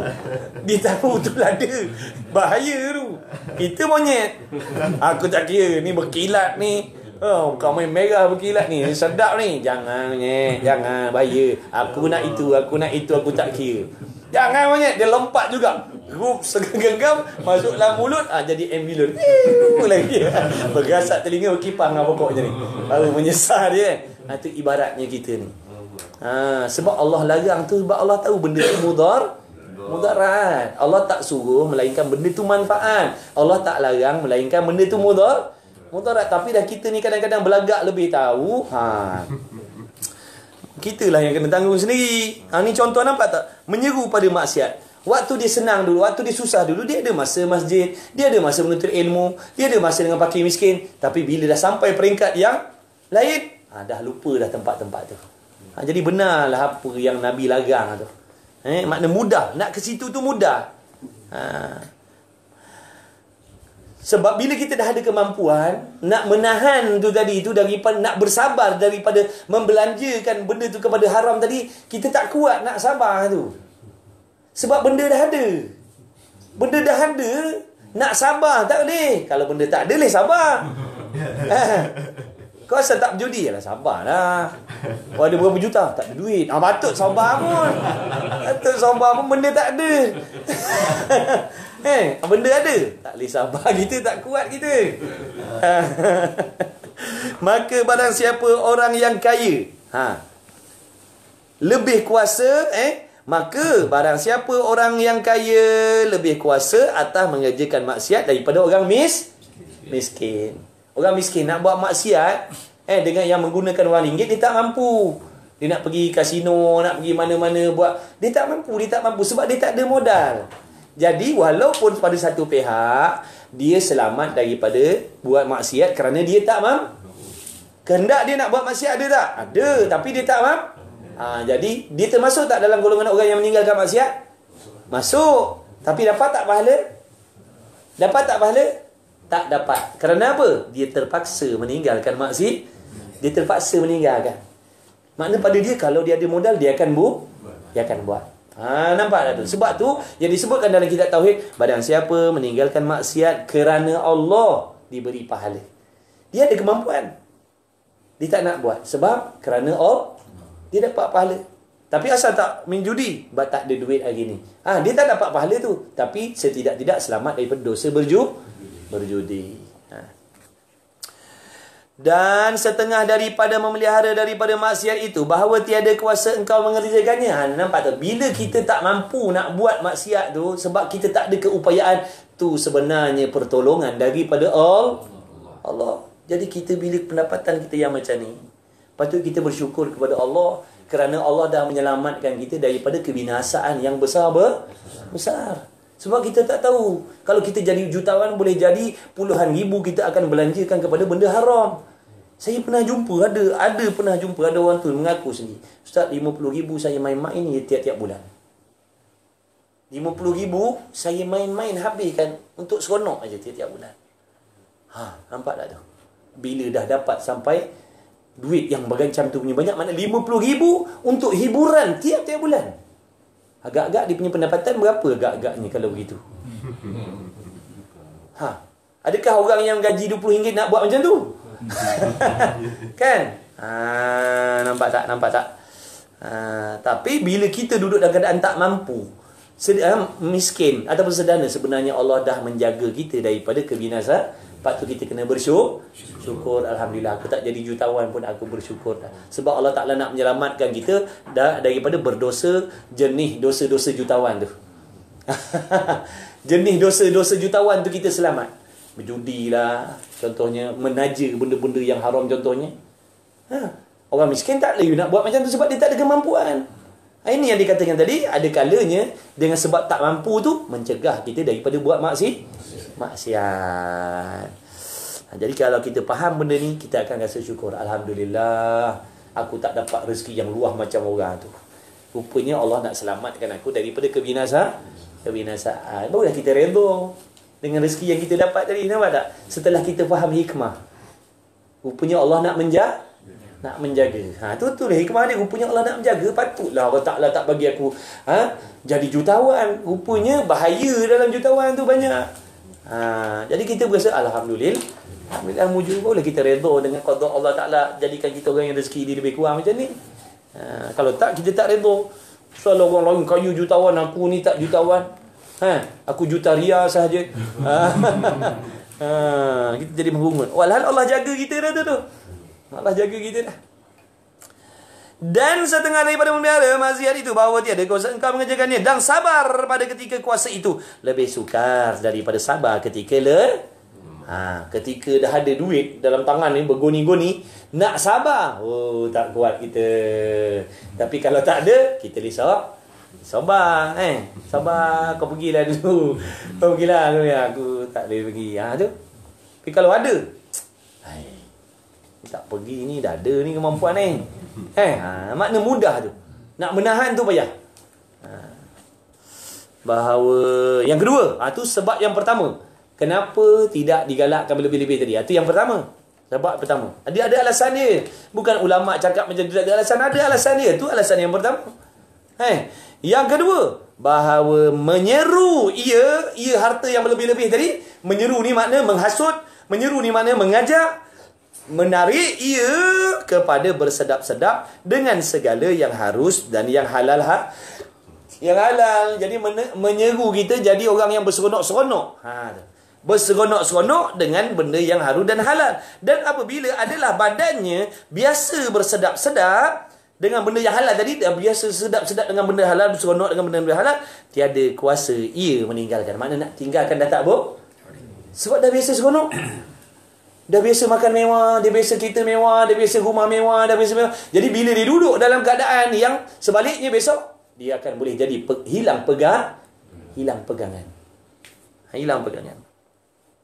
Nak meninggalkan seronok tu tak boleh. Sebab tu bila anak-anak kita dah didik dengan kekayaan, andai kata dia duduk dalam keadaan susah, besok dia akan jadi rosak. Dia tak boleh bawa diri dia tu. Sebab tu walaupun kita orang kaya, jangan biasakan anak tu dengan kemewah. Sebab dia akan jadi rosak bila andai kata dia duduk dalam keadaan yang salah, yang susah, besok dia akan jadi rosak. Sebab dia tak boleh bawa, dia tak boleh terima benda tu. Sebab dia dah biasa dengan kemewahan. Itu yang bila dia dah putus asa, dia buat benda macam. Dalilnya, dulu kita ada kawan orang kaya punya anak orang senang lah. Dia dah biasa hidup dengan mewah, nak duduk pondok, tak tahan lama dia ngaji pondok. Sebab kat pondok ni serba kurang. Rumah tak bocor-bocor. Kau tidur kan air hujan jatuh atas muka. Makan bercatu dan macam-macam lagi. Tak boleh nak bawa benda tu. Sebab dia dah biasa dengan dia ada kehendak nak mengaji. Bagus, tapi dia tak boleh bawa keadaan tu. Sebab dia dah biasa dibesarkan dengan kemewahan. Tak dapat dia belajar, berhenti balik. Nampak tak? Tapi niat dia elok nak mengaji. Tapi oleh kerana dia dah dididik dengan kemewahan, duit sentiasa ada kat tangan. Dengan hiburan macam-macam. Jadi nak meninggalkan tu sakit jiwa. Begitulah keadaan waktu kita nak mati besok. Makna makin banyak seronok kita, bila kita dah tahu kita nak mati, lagi sakit hati. Makna nak berpisah dengan benda seronok tadi tu. Kita dah duduk bertahun-tahun dengan seronok-seronok tadi, nak berpisah dengan benda seronok ni, ini yang menambahkan lagi azab kita nak mati. Mana kecewa kita tu. Kita dah tahu ni harta aku yang berjuta-juta ni, yang aku selama ni dapat berseronok ni, aku akan tinggalkan. Jadi sakit hati kita. Sebab tahu terpaksa tinggalkan. Sebab tu jangan simpan benda tu dalam hati. Kaya dari mana pun jangan letak dalam hati. Di tangan sahaja. Takut bila kita simpan, makna sampai peringkat kasih, ni besok nak mati kita memang azab. Tak sanggup nak berpisah dengan kekasih kita, iaitu kesenangan tadi. Tu, faham tu maksud tu.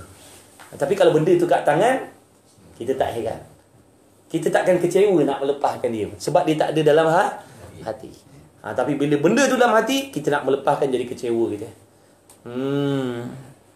Allah. Pun tak ada kat kita tu. Cerita dalam kitab ni. Nak cerita orang hebat-hebat dia lagu tu.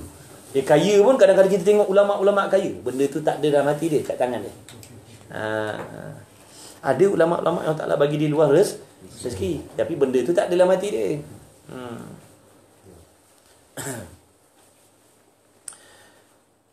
Baik, dan bahawa menyeru ia kepada bersedap-sedap, dan apabila adalah badannya biasa bersedap-sedap, nescaya tiada kuasa dia nak meninggalkan. Dan jadi pasti tak kita akan tinggalkan? Pasti. Mau tak mau kena mau tak mau kita kena tinggalkan juga. Sama ada dia meninggalkan kita ataupun kita terpaksa meninggalkan dia. Salah satu.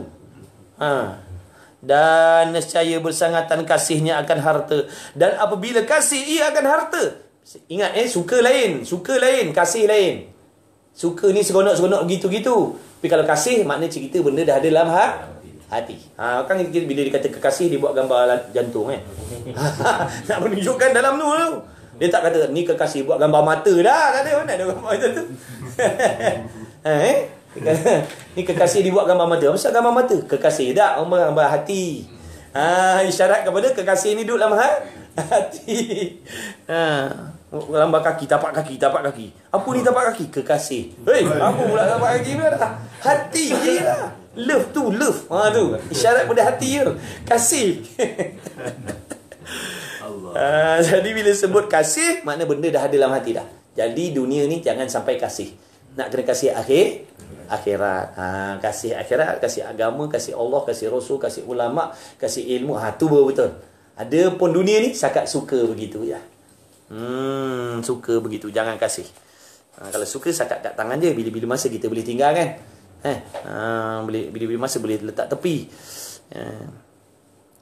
Dan apabila bersangatan kasihnya akan harta, dan apabila kasihnya akan harta, nescaya terjadilah padanya beberapa kesalahan. Pula dah bila ada kasih tadi, ada beberapa kesalahan pula. Sabdanya Nabi sallallahu alaihi wasallam, hubbud dunya ra'su kulli khati'atin.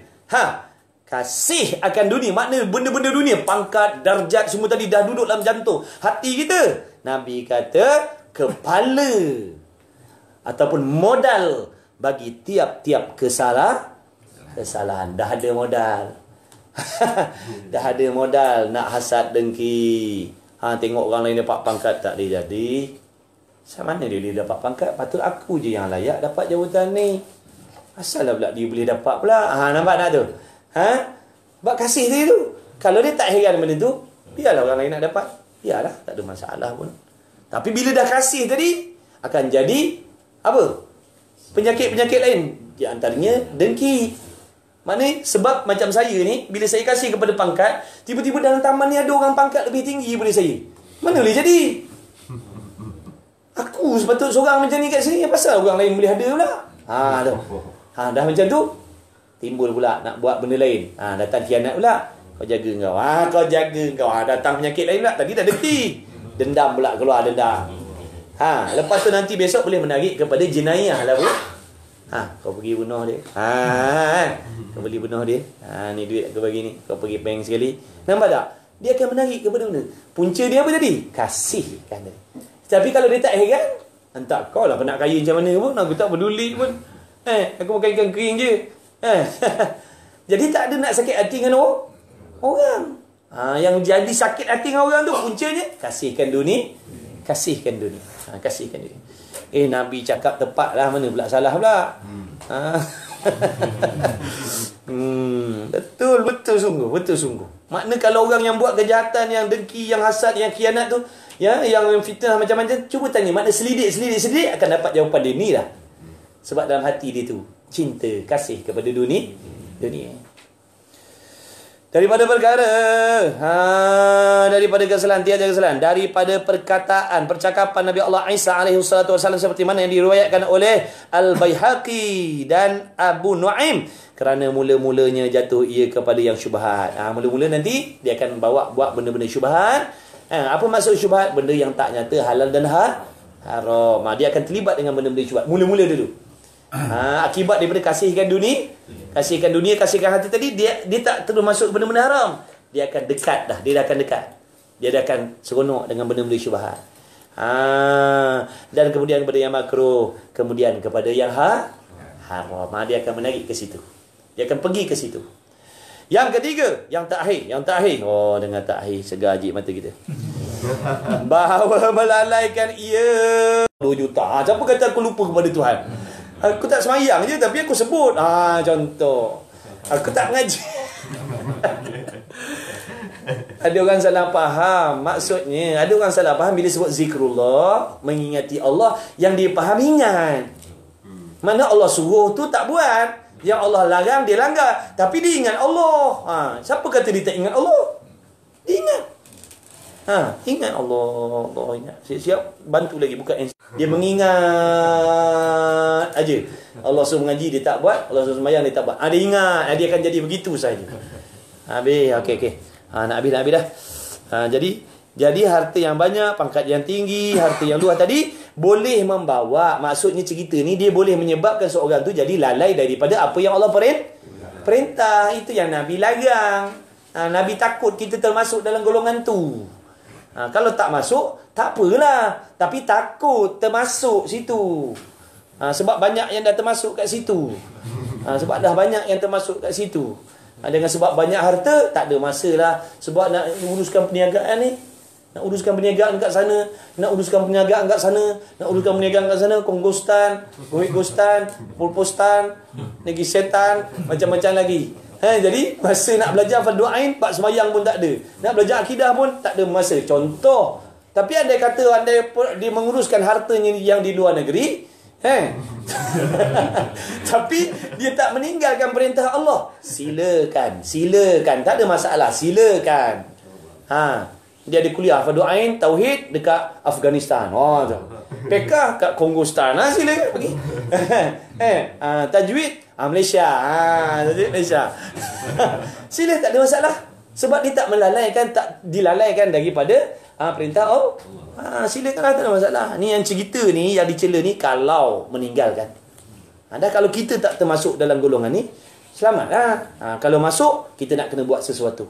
Nak kena bertindak sesuatu dengan segera. Takut kita mati dalam keadaan begitu tu. Allahu Akbar. Bahawa melalaikan daripada zikrullah kerana berhimpun dalam hati itu perbantahan. Dalam hati ini ada bantahan. Apa dia? Dengan umpama kuli dan perhitungan, dengan umpama kongsi dan segala pikiran pada menghasilkan. Dia akan berfikir, macam mana nak tambah lagi macam mana nak tambah lagi ni 2 juta. Rasanya besok dapat 3 juta cukup lah. Dapat 3 juta. Macam mana nak 4 juta? Orang sebelah 4 juta. Orang sebelah. Dia tak boleh jadi orang sebelah 4 juta ni. Fikir nak 4 juta pula. Bila fikir 4 juta, tambah lagi bisnes, betul? Tambah lagi bisnes. Dapat 4 juta. 6 juta pula dah orang sebelah ni. Tak boleh jadi. Usaha lagi nak dapat 6 juta. Begitulah. Kalau tak dah beritahu. Maknanya kalau kita ni diberi segunung emas, kita nak akan gunung yang sebiji lagi, gunung emas yang lain. Kalau diberi 2 gunung emas, kita nak gunung emas yang ketiga. Begitulah. Kehendak kita, kepuasan kita atas dunia memang macam tu. Memang macam tu sampai bila-bila. Bohong je. Aku dapat gaji 5,000 esok, aku mengaji lah. Pembohong tak ada mana. Esok dia nak 10,000 pula tu. Dia nak 10,000. Padahal dah pencen 5,000. Pergi kerja jaga lagi dah tu. Padahal 5,000 dah dapat tadi tu. Tapi pergi kerja jaga lagi. Dah kerja jaga, tak ada masa nak belajar. Dulu dia dah janji dah. Lepas pencen aku mengaji. Dah, lepas pencen pergi jaga dah. Contohlah. Ni tak ada kena dengan yang hidup dengan sesiapa ni contoh-contoh. Sebab ada yang berlaku macam tu. Dulu waktu mula bekerja, dia kata, nanti lepas aku dah pencen aku mengaji lah. Bila sampai pencen, datang urusan lain pula yang menyibukkan dia tu. Dah tak dapat mengaji. Sampai bila-bila. Tu dah yang katakan permainan dunia tadi tu. Permainan dia tu sangat hebat. Sangat hebat. Tapi kait tadi kalau dia jadi jaga dan dia tak ada masa nak dekat diri dengan Allah. Kalau dia jadi jaga, dia tambah kerja lain, lepas pencen tambah kerja lain, dan dia dapat membuat apa yang Allah suruh, tak ada masalah. Silakanlah. Baik.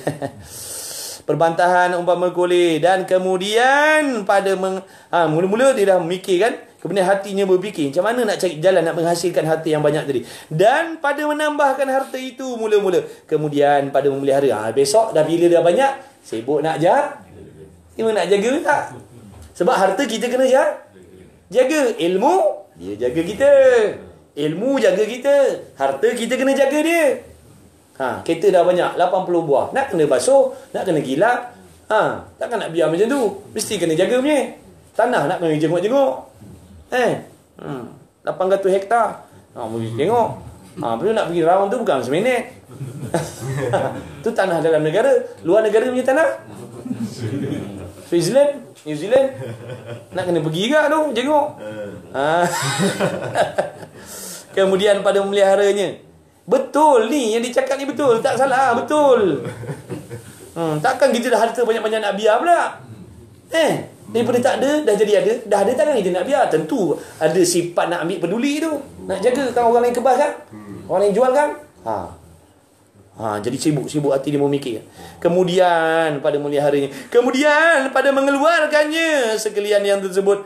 Menghitamkan ia akan hati. Membawa kepada hati menjadi hitam. Dan menghilangkan ia akan jernih. Sebab hati dia tadi dah bersibuk memikirkan macam mana cara nak dapat harta, macam mana jalan nak tambah harta, macam mana nak bersaing dengan orang ni. Lepas tu bila dah dapat banyak-banyak, macam mana nak jaga. Hatinya sibuk dengan benda tu. Bila hatinya dah sibuk macam tu dengan benda tu, makna akan menyibukkan tubuh badan ni pun akan dipengaruhi.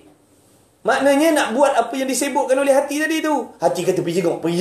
Maka tubuh badan pergi jenguk. Tubuh badan pergi jenguk. Lepas tu hati kata usaha lain nak tambah lagi. Tubuh badan akan usaha biji lain. Betul tak salah, betul. Jadi itulah yang menyebabkan hati jadi hitam. Hati hitam. Dan menghilangkan akan jernihnya hati dan melalaikan dia daripada zikrullah. Seperti firman-Nya Allah Taala, alhaakumut takatsur hatta zurtumul maqabir. Melalaikan akan kamu daripada mengerjakan amal ibadat. Apa yang melalaikan tadi? Oleh bermegah-megah dengan harta dan anak dan lainnya. Hingga bila tu kamu dilalaikan? Hingga ziarah kamu akan perkuburan. Bukan maksud ziarah kawan yang meninggal, ada kita meninggal. Dia kata, alah biasalah pergi ziarah kawan. Tak, bukan kau. Bukan kawan kau. Kau yang meninggal tu masuk ayat ni. Dia salah faham. Dia kata, maknanya kita akan sibuk sehingga kita pergi ziarah. Kamu akan kubur. Kita pergi ziarah. Tak. Kita masuk kubur tu, masuk ziarah kubur tu sampai kau dilalaikan. Tadi sampai kau masuk kubur. Tu maksud dia. Duk bersibuk tadi nak berlumba. Umur makin banyak. Urusan makin banyak. Ilmu tak belajar. Amal tak betul lagi. Semakin lama semakin kegarisan penamat. Semakin lama semakin kegarisan penamat. Mati habis. Sebab nak berlumba tadi tu. Ayat Quran Allah bagi tahu dah. Sebab dia tahu dah kelakuan manusia akhir zaman. Di antaranya begitulah. Alhaakumut takatsur. Makna kita ni dibinasakan dengan sebab sifat bermegah-megah. Nak berlumba-lumba cari kemegahan tadi tu. Itu yang membinasakan kita, melalaikan kita daripada mengingati Allah, daripada buat apa yang suruh, meninggalkan Allah sampai kita mati. Itu masalah dia. Sampai kita mati. Bukan sampai pencen. Sampai mati. Makna selepas pencen pun disibukkan jugalah. Lagi. Makna soalannya semua dah bocor dah. Bukan soalan, jawapan semua dah bocor. Apa sebabnya dilarang? Makna kita dah tahu. Maka buat pilihan lah kita. Adakah kita sanggup nak menghadapi maknanya balasan yang Allah dah janji dengan sebab kita melupakan Allah tadi, ataupun bagaimana? Cukuplah sekadar tu. Terlebih waktu. Minggu depan boleh cuti lah. Ini dah terlebih waktu. Ini minggu depan datang lambat sikit lah. Macam tu sekali berkira Akbar. Allah Alam. Jadi dah. Jadi kita baca kitab ni, barulah kita tahu jauhnya diri kita dengan Allah. Jauh diri kita, jauh ilmu kita, amalnya lagi lah. Jadi mudah-mudahan kita sedar siapa kita. Mudah-mudahan Allah Ta'ala bagi kita tu sifat tawaduk, mengendah diri, mengaku sedar yang kita ni sebenarnya masih jauh lagi kepada persiapan yang selayaknya yang nak menyenangkan kita di alam barzah tu. Jauh lagi nak dapat persiapan tu. Jangan kita berasa aku dah cukup dah. Jangan. Jauh lagi. Apa yang dia cerita tadi tu, yang kebinasaan tu semua ada pada kita. Yang kebaikan tadi satu pun tak ada. Satu tak ada. Tak panjang umur. Mudah-mudahan Allah Taala panjangkan umur kita, sihatkan tubuh badan kita, dan bagi taufik untuk kita mensyukuri nikmat umur tadi itu. Mudah-mudahan Allah Taala bagikan kepada kita kesihatan yang berkat, umur yang berkat. Janganlah kita ni dilalaikan. Janganlah diri kita, isteri kita, anak-anak kita, keturunan kita, kawan-kawan kita, sahabat andai kita, kenalan kita, janganlah termasuk dalam golongan yang dimaksudkan oleh Allah Taala tadi, alhaakumut takatsur hatta zurtumul maqabir. Mudah-mudahan Allah Taala jauhkanlah kita daripada tergolong dalam golongan ni. Allahumma amin. Bismillahirrahmanirrahim. Alhamdulillahirabbil alamin wassalatu wassalamu ala rasulillah wa ala alihi. Allahumma rabbana fa'na bima 'allamtana rabbana 'allimna alladhi yanfa'una rabbana faqih ahlana wa qurabati lana fi dinina ma'ahli kutri unsa badhakara sallallahu Muhammad wa ala alihi wa sahbihi wa baraka wa sallam. Walhamdulillahirabbil alamin. Taqabbalallahu minni wa minkum.